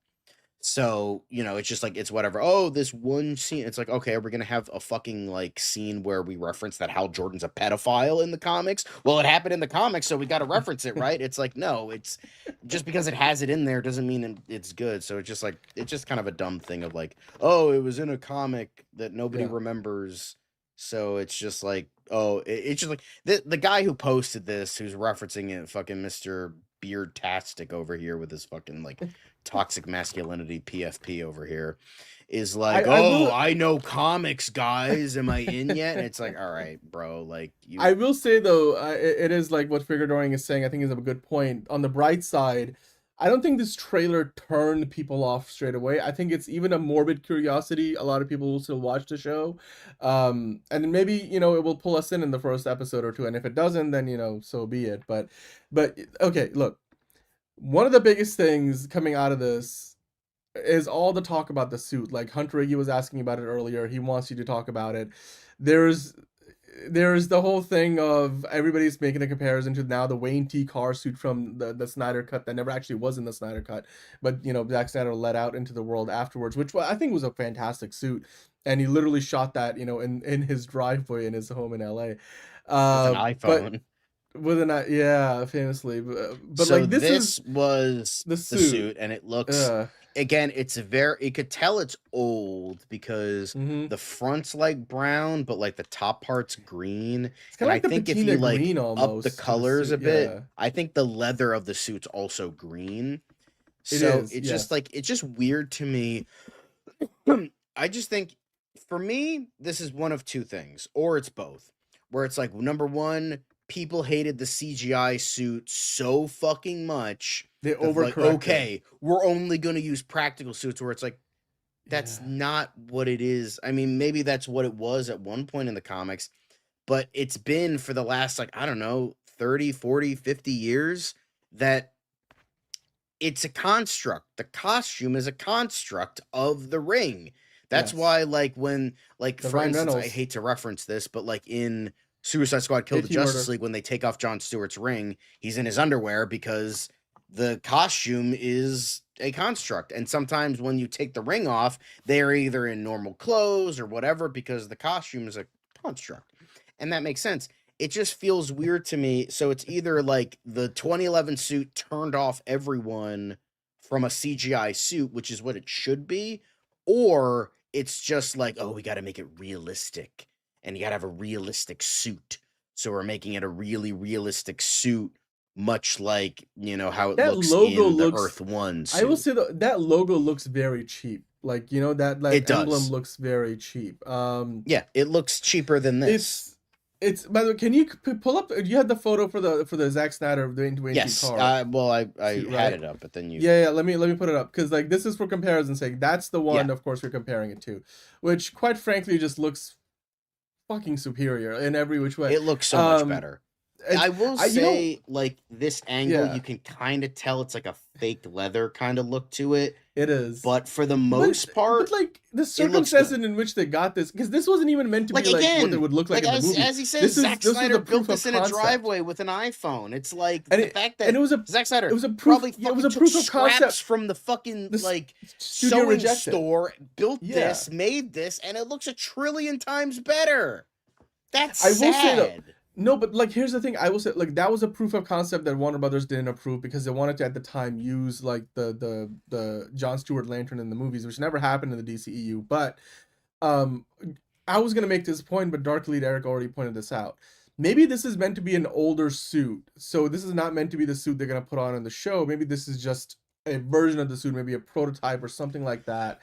And Maybe, what we but end I don't up know. It seeing just will be different and seems hopefully more what iffy. we're expecting, because it does look a little this feels close. I mean it's very Earth One, but it also feels closer to, you know, that like Superman suit, you know, the one where like, oh, my mom made it for me, like that. It feels like that for the lanterns, because it's like the most basic, but not in a good way. yeah. And the thing is, the reason I'm more, I Yeah, still I don't hear you, like the fact Vaughn, that, yeah. you know, Guy had a practically, at least there, it kind of makes more sense because it's like he's like part of a corporate team. So, of course, he's going to have an ugly corporate suit.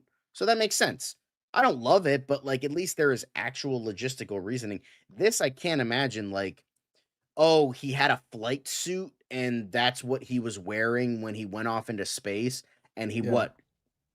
pasted a fucking Green Lantern emblem on it. I don't know. That just seems a bit weird. Maybe there is a good reason for it. I don't know, but yeah, it just MTG's it's like weird. when he puts it on, it will glow, guys. Maybe like it's like I get the skepticism.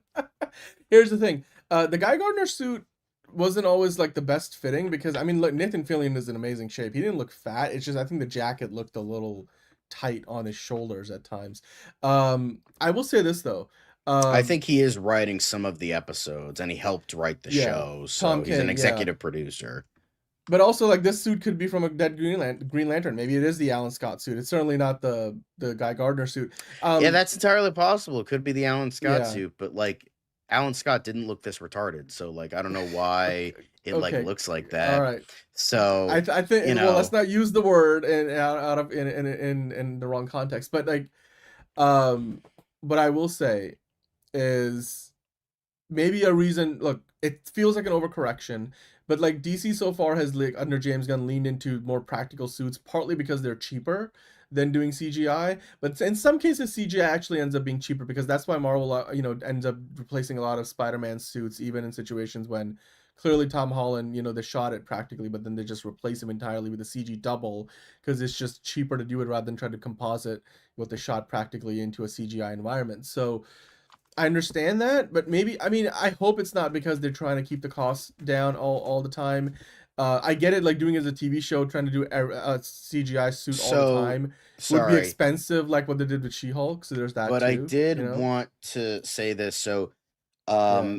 all we know about the episodes on who wrote them is for sure Chris Mundy, Tom King, and Damon Lindelof, who are the two executive producers and the showrunner. Chris Mundy's the showrunner. They all wrote the first episode.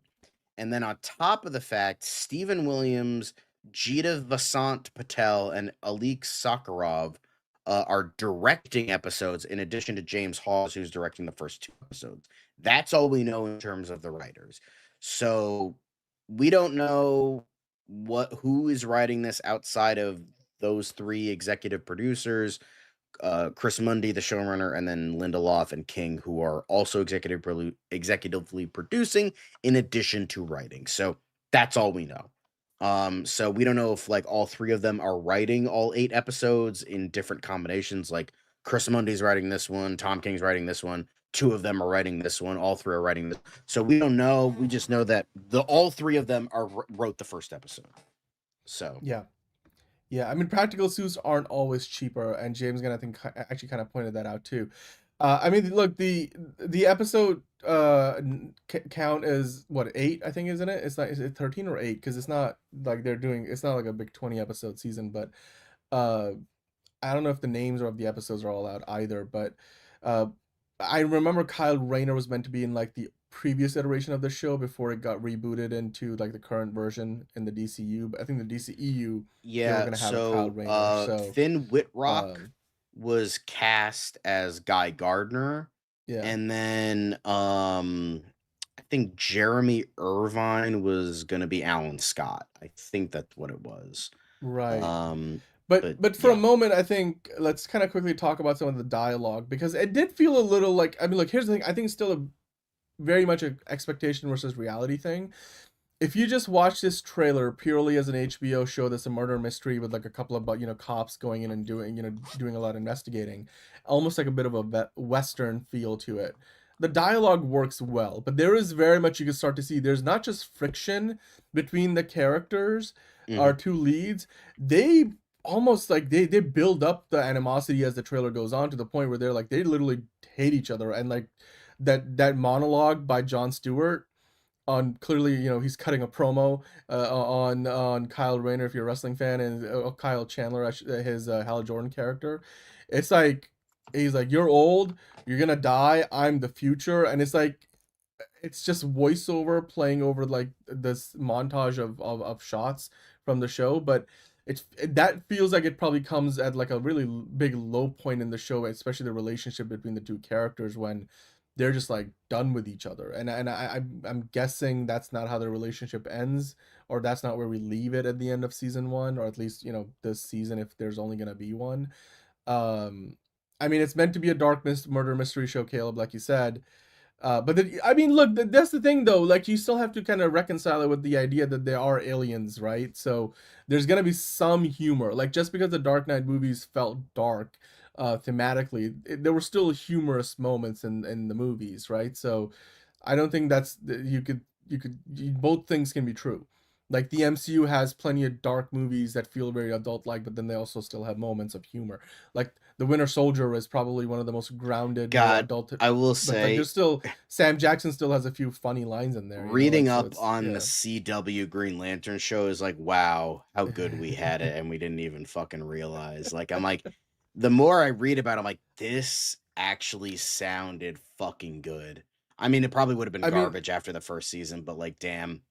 And also what T Murder is saying, I think it's a good point though. Like, it doesn't feel like it exists in the same universe as the rest of the DC. Which I guess is good because, like, more like the Joker, there are different writers, there are different tones. Like, a Flash book doesn't feel like it's in the same world as like a Batman book, but they do. And that's kind of the nice thing about the comic book universes, is that you read what you like. And that's why people like that. Like, if you want like a darker detective mystery, you go with Batman. If you want more cosmic stuff, you go with Green Lantern. Or you go with more scientific stuff, then you go with the Flash, or whatever. Or like more mythological with Wonder Woman. So like, that's the kind of good thing about DC. Why I love it so much is because it feels like different genres. So I don't mind that part, but it just doesn't feel like it doesn't mesh well for me with like Green Lantern and dark murder mystery, like True Detective. It's like, it just doesn't feel right to me. But like, speaking of, I mean, a lot of people were pointing out when the logo got released, or like it showed up in the DC shop, that like, where's the green? Like, is there actually any green in this? And it just feels like every time people are like, Green Lanterns, we want color. Like, we've talked about the Supergirl trailer, a lot of people are like, oh, there's not very colorful, it feels brown and bland. But yeah, where is the green? Because John, like, going back to the stills that we have, you can see there's like a green tinge a little bit to the color grade in a lot of the shots. So it's feels like these earthy colors. So there's green sort of like subtly involved in everything almost. Even this sequence, you could kind of tell as somebody who does color grading, I could tell like there's more green in this than there is red, for example. No, I have faith that Clayface is gonna be good. Like, yeah, I think Clayface. That's the one thing I have. It's like that and the Nightfall animated movie are like, those are probably gonna be the good DC things. So, but like, John, like, what do you think about the idea? I pitched this earlier. Like, this, it almost feels like this show again, and this is a matter of perspective. It could be just literally this is what they're going for, but it does feel like with this teaser, like you said, like even when Hal Jordan is about to use his ring, where's that image? They sort of cut away before the ring does anything. So And you know, that lantern right there is like barely lit up. So like I'm wondering, like, is this show even afraid to embrace the superhero nature, or like the Yeah, fantastical alien nature, like, you know, of the that's Green what Lantern I Corps? mean. I agree with you You that know? it feels like those Spider-Man adjacent movies that don't have Spider-Man in them, Yeah. where it's like I it's hate Fuga. embarrassed. You know what? It also Yeah. feels like that Godzilla movie from 2014, where it's like embarrassed to be a kaiju movie. It's like, Although I looked at that, I was like, I get it, but like I feel like that movie worked for me. I feel like they jumped the shark by the time they got to the third movie in the franchise, and then it started to feel like they lost the balance. I think Skull Island was the perfect balance of both. But but yes, I mean, I know what you but it's mean. just like, Yeah. but there's a way to do it. Like, for instance, like Shin Godzilla was like, that was a really good movie about Hmm. humans' reaction to Godzilla done well. And it's more like he's like a force of nature. He's like an allegory for disasters, especially this was a couple years after the whole Fukushima incident. So that was done well. Meanwhile, the 2014 Godzilla, it's just like, it's these mutos that are fucking taking over. Oh, by the way, Godzilla's here. It's like, I don't fucking care about the ugly looking monsters you made for the movie. I want to see Godzilla in a Godzilla movie. Like, I want to see Green Lanterns in a Green Lantern show. Like, I don't want to see like someone took a shit on the lens. Like, I want to see green. I want to see Which all the can work green really and well, then a like, little bit of yellow when for Sinestro shows up. Batman. Yeah. So Yeah. yeah, it just, it just feels, because because at least with the fucking Bryan Singer X-Men movies, I know everyone's like, oh, black leather, oh, it's fucking ugly, but it's like, it was the time. Like, it makes sense for the time, first off. And second, the thing is about the Bryan Singer X-Men movies, say what you will about the man who's a piece of shit, yes, those movies were written fucking well, and they understood the source material. Like, sure, you had the whole ban in comics on set, which was stupid, but like, at the end of the day, those felt like comic book movies, and those felt like they understood the characters that they were representing. This does not. This feels like a guy who is blackmailing DC to keep getting work, and keeps getting that work because of blackmail. Because I do not believe in the fucking slightest that the people behind DC, Jim Lee and James Gunn, keep hiring this fucking dude because they think he's talented. This dude was a CIA analyst. He has blackmail. He has fucking dirt. That's why he fucking keeps getting work, because nobody on planet Earth should ever fucking believe that Tom King is a fucking good writer. It's bullshit. And frankly, I don't believe anything in regards to that. Oh, they keep hiring him because he's good. No. Bullshit. Bullshit. Agreed. You cannot Yeah. fucking do that when this asshole has proven time and time again he does not understand these characters. He does not like DC. He doesn't like this bullshit, and he just keeps fucking going. And I can't. When I see, like, for instance, there are people online that I watch videos of that I really like. Troy Oboyo 17 is a guy I've mentioned on the show. I really like him. Yet he is a massive Tom King fan. And it, like, honestly, if I were to ever fucking meet him, I would probably bitch slap him, because I'm like, I don't believe for a second that you are a Tom King fan, because nobody on planet Earth should be a fucking Tom King fan. It's bullshit. Like, there are plenty of bad writers. Like, Zeb Wells is another one, but at least, like, he's done a couple good things. Tom King has done nothing good at DC. Nothing. And I do not understand why they keep folding into this motherfucker. I just say release the documents, release the Gunn files, release the Lee files at this fucking point. Okay, I don't okay. care what blackmail he has on All these right. motherfuckers. Release it so this douchebag can't fucking keep getting work. It's bullshit. I'm sick of it. Done. I'm done with this guy. I'm so fucking done with this dude. I can't understand it. I don't. It's bullshit. God, fuck, damn it. Fucking hate this dude. Well, I mean, Woman of Tomorrow has always. I mean, it gotten looks great pretty. I'll give reviews, it that. so, Woman of Tomorrow looks pretty, but that's not Tom King's fault. But I mean, just some geeky guy asking about how do you think, at least in the trailer, like the way John and Hal have been written, because I feel like that those are also very off the beaten path in terms of the characters that we know from the comics. And it feels like this trailer only kind of like drives that further home, right? Like they're not really the characters that people might be familiar with from the comics, but then again, I don't think this show will be successful if it only appeals to folks who read the comics. So I don't know, John. Like, how do you feel about the characterizations? Obviously, not everything has to be exactly like the comics. There is some creative injection you can put into this, because sometimes that's better. Like, for instance, Logan is Old Man Logan, but not shitty. Like, it's like Old Man Logan, the original comic, fucking sucks. That is a terrible comic, and yet they like barely adapted it for Logan, and guess what? Great idea. They did a better job. Hell, Captain America Civil War, from what I've heard, I haven't read the Civil War arc, but I've heard it sucks essentially, and the movie was much better. Like, I don't really like the movie very much, but like I can't imagine it's much worse.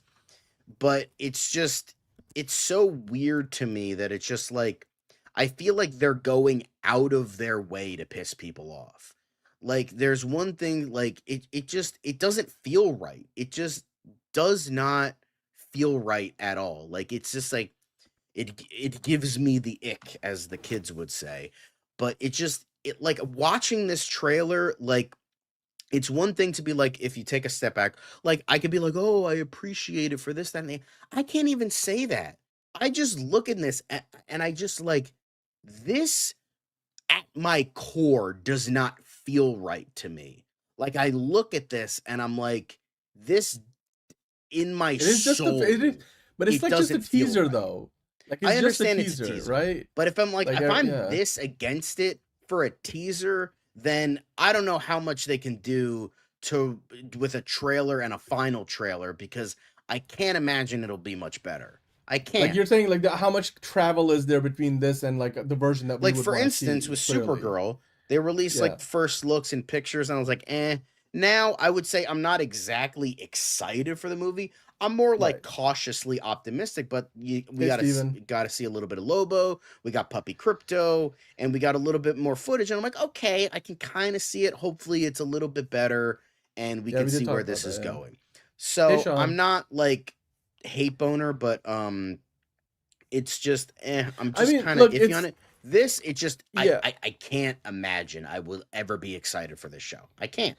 Well, look, here's the thing. There's still a lot that the show is not giving away, rightfully so, because like the mystery, for example, like you said, Sean, we don't know who the ultimate antagonist of the show is, and even what we were thinking might be a bit of a red herring. Whether it's the White Martians, I mean, Sinestro somehow has to tie into this.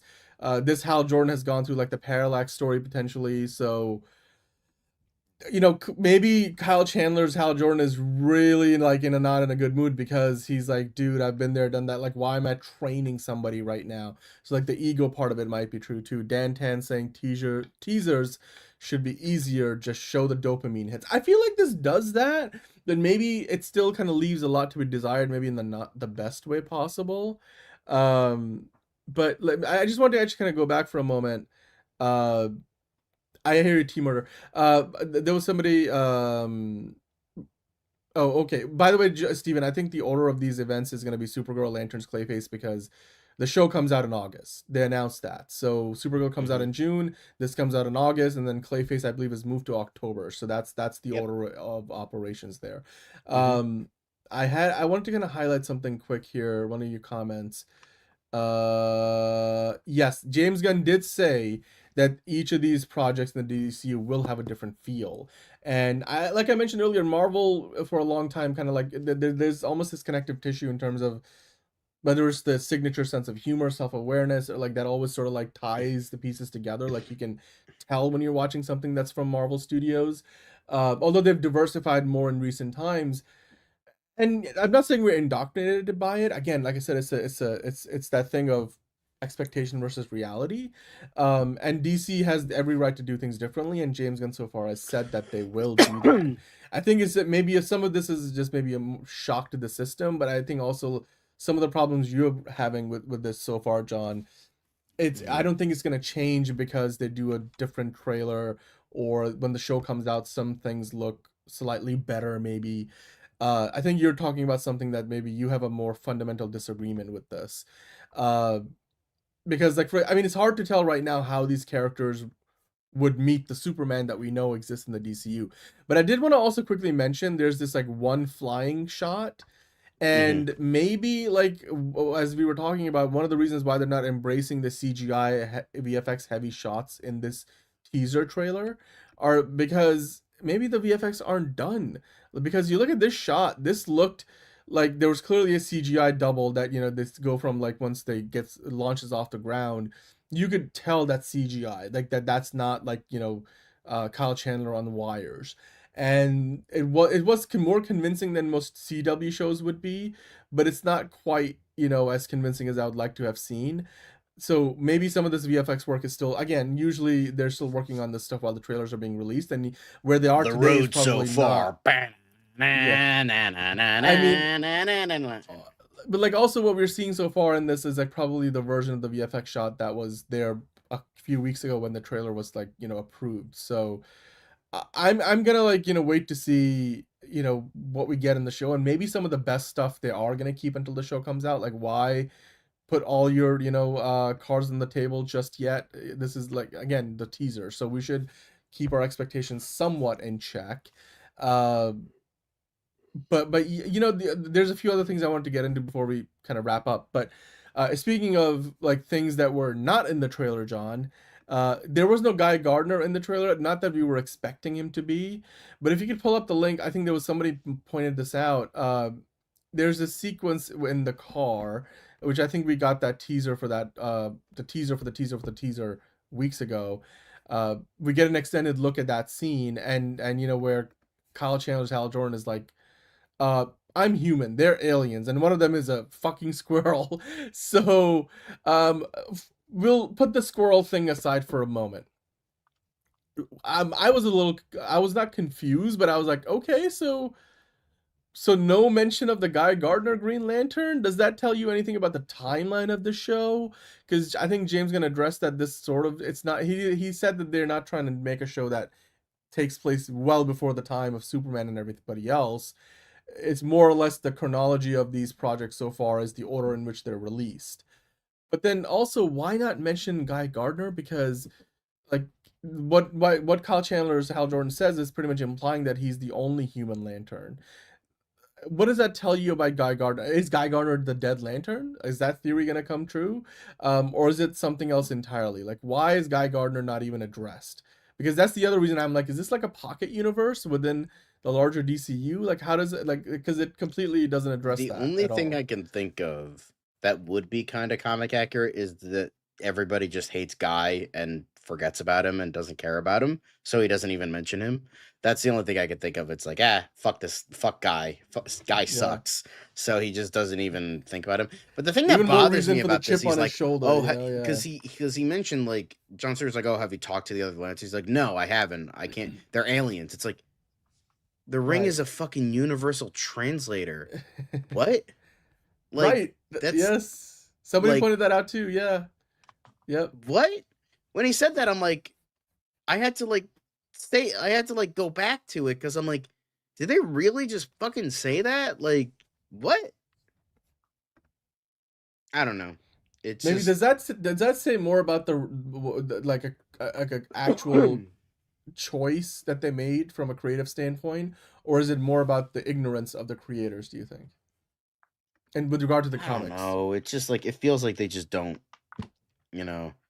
Yeah, that is true. It's just like, I don't know, it just feels weird to me. It doesn't seem like, by the way, this trailer throughout kind of not just implies but almost shows that John Stewart does not have a ring yet.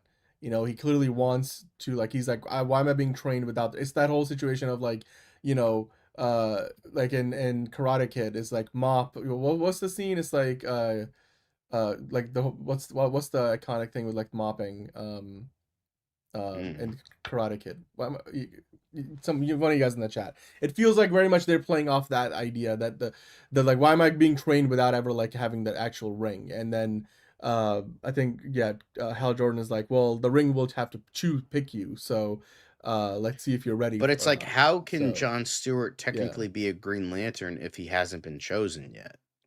Like that, isn't that the whole thing? I was a little confused about that too, because I always thought that was like the way it went. Like the right? ring yeah. is like once it gets made and it's designated to a sector, it goes to the person that it, needs to, and it's just like that's not okay. Yeah. It's just, I think it's for like the average fan, it's a little confusing that they don't address the Guy Gardner sized elephant in the room.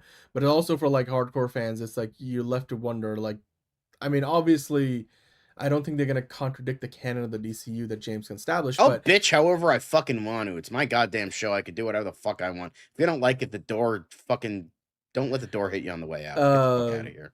Yeah, I don't think anything slipped through the cracks, MTG. I definitely think it's just, this is meant to be probably a red herring more than anything else. So, I don't think we're gonna get Kyle Rayner. I think James Gunn's kind of. I don't think we're gonna get Kyle Rayner anytime soon. But speaking of like, well, in the same line, that they talk about here, in this comment, while Guy Gardner's not in this, obviously, well, Hal Jordan says that one of them is a fucking squirrel, and let's talk about that for a second, because going all the way back to like a year or so ago when we were talking about the filming of Superman. Remember all the way back then, vax on, vax off. Thank you. That's the thing. I think they're playing on that theme. I didn't understand what you're trying to say. It's I was saying mop, but like vax on, vax off. Anyway, the whole Karate Kid thing, logic. What I was trying to get at though, like more than a year ago, I think we had it on a couple of thumbnail episodes as well. When Superman was filming in Cincinnati. Cleveland. It was Cleveland. They were filming in the downtown Cleveland, and there was a squirrel on set. With squirrel had like animal trainers and handlers, and they were like, "Isn't there like a squirrel that's a Green Lantern?" And then James Gunn was asked about it, and he was like, "No, that's not that. It's just a squirrel that Superman saves." Now that you've seen the movie, obviously it wasn't a lantern, but apparently the Green Lantern like squirrel is canon to the DCU. Sinestro is in this show, by the way. It's just not in the trailer. But John, like, your thoughts? Are we gonna ever get to see? Is this show gonna be able to like make the jump between what we saw, the theme, and the just the visual aesthetic and the grounded nature of it, that they can somehow reconcile a squirrel lantern? I mean, it is, after all, James Gunn's DCU, and he's the man who brought us Rocket Raccoon. So what do you think? I think it's kind of funny. That's kind of it. Like, okay, like tongue-in-cheek kind of moment, but it's just like, it would be better in a show if that wasn't this self-serious. So yeah. I just hope that we get to that eventually, because that's what am I doing wrong with horrible asking questions? Like, you guys are popping off in the comments. I'm just trying to keep up with you. To answer your question, Ron, again, Sinestro is in this show. I forget the name of the actor, but we do have an actor already cast in the role, and the shot stuff, we just didn't see any of that in the trailer. But I don't think they were obligated to show us every character in the show. Ulrich Thompson. Ulrich Thompson, yeah. We did see what was her name? Jagannathan. Purna Jagannathan. Purna Jagannathan. She plays what? Like, is it Jon Stewart's love interest, or? Jon Stewart's love interest. But there's also the dialogue from like Hal Jordan talking about his would-be love interest character as well, like the way she hates on me or something. Like, he talks about it. Some of the voiceover in this trailer was a little confusing, like the middle parts, but then like the trailer kind of refocuses once Jon Stewart sort of is like just raining hell with his words of fury on Hal Jordan, presumably. Actually, you know what? Before we finish, I did want to ask you a question, John, because you're talking about like maybe Alan Scott's lantern is the one who dies, leading to like how the mystery in the show. What is happening here? Is this like the scene of the crime? Is this what's happening? Maybe. Like, this is the guy who dies. It looks like Chandler, though. It looks like he's the one falling. So you think so? Is that him? Is that okay? Like, I mean, it's not in motion, so I can really. But is that meant to be him? Because like, wouldn't it be able to fly? Is this how Hal Jordan dies in the show? Do you think they just gave us that? That would be funny. That would be, yeah. Imagine that. That would be bold. I don't think Guy Gardner is Sinestro in disguise or anything like that. It does remind me of The Departed. This is like the scene. This would be the scene where Martin Sheen's character falls off the side of the building, right? Is it like when? Yeah, if I remember correctly. I don't remember. It's been a while since I've seen The Departed. Yeah. Fucking cocksuckers. Anyway, Ron saying if that's how he dies, then that's a pretty lame way to die. I know, like as a lantern, that would be the ultimate irony, though. Like he just fell off the rotunda, like the glass of panel. I don't know. In this, looks like a shopping mall. Oh, you mean Hal acts like Sinestro? Okay, so you're saying that maybe Hal Jordan is actually Sinestro. Could that be true, John? Or that feels like a step too far. Like that Kyle Chandler's Hal Jordan is actually Sinestro. That would be kind of an interesting twist. That's why he's acting so fucking out of character. But yeah, you know, Caleb, if you can get over the whole Vax on Vax off reference that I couldn't quite bring, let's move on. We're moving on. I guess the next thing would be just your rating, like out of 10. Like, what would you give this trailer rating? Like 1 out of 10? Like maybe like a 2. 2. Wow, that's a lot lower than I thought it would be. I gave it a 7.5 out of 10 before. I'm gonna stick with that. Maybe a 3. Maybe I'll be nice. A 3. I mean, I don't know. It does feel like True Detective, no? Like, do you not get those vibes? Yeah, but like definitely... not good. So, you know? So True Detective, but not good, like, or AKA True Detective season 2. Okay, all right, that's one way of looking at it. So I'm guessing that this trailer didn't quite raise your excitement level for the show. No, it probably lowered it. Like, you know, it's just like I want to be excited for Aaron Pierre because I think he would be great in the role. Kyle Chandler, I think, would have been a good Hal Jordan maybe like 10 years ago. But I don't know, it just feels weird, awkward to me. Hal Jordan doesn't feel like Hal Jordan. Jon Stewart doesn't feel like Jon Stewart. And then there's like no other fucking like comic book characters in this show except for Sinestro and Guy Gardner when they eventually show up. But yeah, it just feels weird to me. Team Murder giving it a 4 out of 10. Looks like a good crime show, not a Green Lantern show in my opinion. You know, I'm going to make a point here, and you guys tell me what you think, because a lot of trailers don't give away, you know, the stuff that happens in the latter half of the movie, or like in this case, a TV show. I'm going to bet that this footage in this teaser trailer is largely, I mean, it feels like is largely from like the first couple episodes of the show. They might have sprinkled in a few things here and there from later in the show, but like just by going off the fact that they're wearing the same thing throughout the pretty much the entirety of the trailer. Thank you, Last Relic, for your review, 7.5 out of 10. I feel like we're not really getting more than maybe the first couple of episodes worth of story, like, or parts of like what's going on there. So I'm willing to bet that there's a lot more they're not telling us, and really maybe a lot of what we're asking for will come later in the show. And the example I'll give is like the first season of The Expanse begins with a murder mystery. And Thomas Jane being like the actor who's playing the character, and like he's a PI to, you know, investigating this murder of some rich, you know, conglomerate person's like daughter who died, and it picks up from there, and then the show completely, you know, blows everything wide open by the 3rd episode, I think. Once you move past the murder mystery, maybe that's just the starting point, and I'm trying to be optimistic. But... You know, like maybe that's what it is. Like, because if that's the case, then, you know, like. And apparently it is confirmed that this Hal Jordan does want to retire, and he is planning to retire. So, and you know, the old joke of like, he only had 2 days left until retirement and then he dies. So, you know, that's my guess. Yeah. MTG give it a 9 out of 10. Very, very much looking forward to the show. Chuck Rod saying they're probably saving their CG effects for the final battle when the Lanterns go all out with their powers.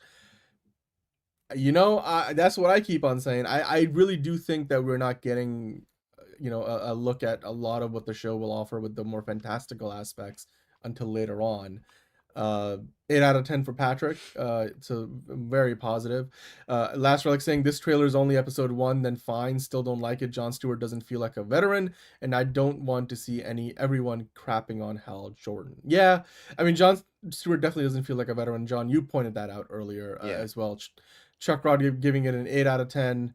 It's like True Detective, said Caleb. Okay, I'm sure that's what you meant to say it as. Negative 10 out of 10 for Caleb. So I don't even. That's really literally off the charts. All right. Well, I mean, John, I guess the next thing would be, before we wrap up, do you expect a second trailer? And if so, I mean, the show, we know now it comes out in August. Yeah, I imagine we're probably going to get another trailer around the time when Supergirl comes out. And that's going to be in June. And then maybe like a final trailer, like a couple weeks, either late July, early August, depending on when it's going to come out. And then that's going to be the final trailer. So, yeah, because it's a TV show. I mean, when is House of the Dragon coming out? Because that would be my guess, like around that time. The new season of House of the Dragon, season 3, right? That we're on to now. June. Okay, so yeah, maybe like around June, like they'll release the trailer. Because also that would line up with Supergirl being out. I don't think they put the next trailer out until after Supergirl is released. Because at this point, from here on, I think Supergirl promotion picks up. And then by the time Supergirl comes out, they'll probably put out a Clayface trailer. So yeah, and those are the 3 projects we're getting this year. I'll just say this. It's an HBO show. Give it a shot. There's very rarely that HBO misses the mark. I mean, The Penguin, for example. Nobody thought we were getting what we were getting with The Penguin. Like, John, we did weekly reviews, and every week we were like, holy shit, they managed to outdo themselves this time. Oh my god, what the fuck is going on? Oh, the flavors do taste, like, when you mix the flavors, it does taste better. Oh my god, Sofia Gigante just killed off the rest of the Falcone family. It was just like there was something big happening every week. Granted, different people involved in the making of the show and, you know, in the show itself, but yeah, maybe the show will be better than we expect. I'm just trying to be optimistic. Definitely don't forget to hit the like button if you're enjoying what you're watching here. We'll continue to discuss this in the days and weeks to come. Maybe there's more Easter eggs we missed. If there's any that you guys have for us that we didn't talk about, get in the comments, let us know so we can bring those in to, you know, the latter half of this week. We will be live tomorrow with DCU Daily, and then of course on Friday with DCU Daily and Fancast Friday. Of course, the poll for Fancast Friday is up right now, so definitely go on the channel on YouTube, go to the community post section, and vote for your pick for Fancast Friday. But yeah, it looks like the trailer left a lot of people sort of divided, and maybe that's, I mean, like that's most definitely things, not to what be they fair. Would have been hoping for, but yeah. Yeah, you know, as far as like getting the Green Lanterns as like their comic, you know, panels brought to life on the screen, this definitely is not that. But my thing is, they didn't never promise that, so maybe we should just keep our expectations in check and maybe just watch it for as a great HBO show, and then hope that the, like you guys were saying, the final episode gives us the lanterns the way we expect them to be. And then there is a rumor that maybe Jon Stewart's lantern will show up in Man of Tomorrow, and you know, that version will feel more true to the comics. So yeah. But yeah, crazy no green in the green. Yeah, we mentioned that earlier. The choice of Clayface still baffles me. Well, I'm sure we'll be talking a lot more about it as the year goes on. All right, well, with that said, everybody, thank you for tuning in. I'm sure, like I said, we'll keep talking about this in the days and weeks to come. John will have a few more rants, and then we will have a few more, I'm sure, looks at the show with maybe some commercials and whatnot. John, anything else you want to say before we wrap up the show? Man, I can't fucking wait for Clayface.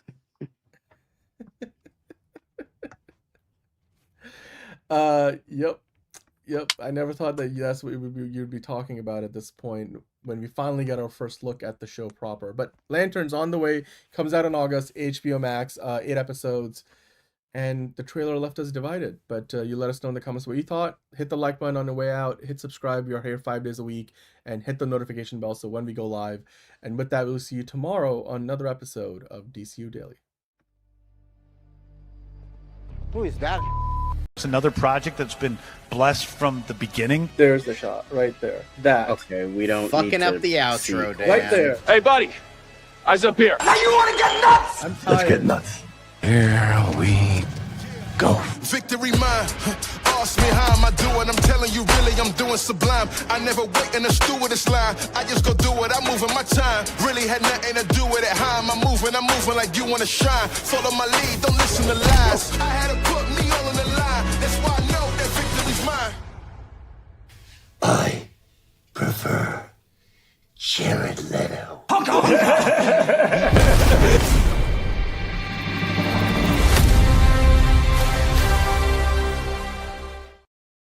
Fuck Tom King with a goddamn cactus strap on all the way to the hilt. Let's fucking go. Fuck Tom King.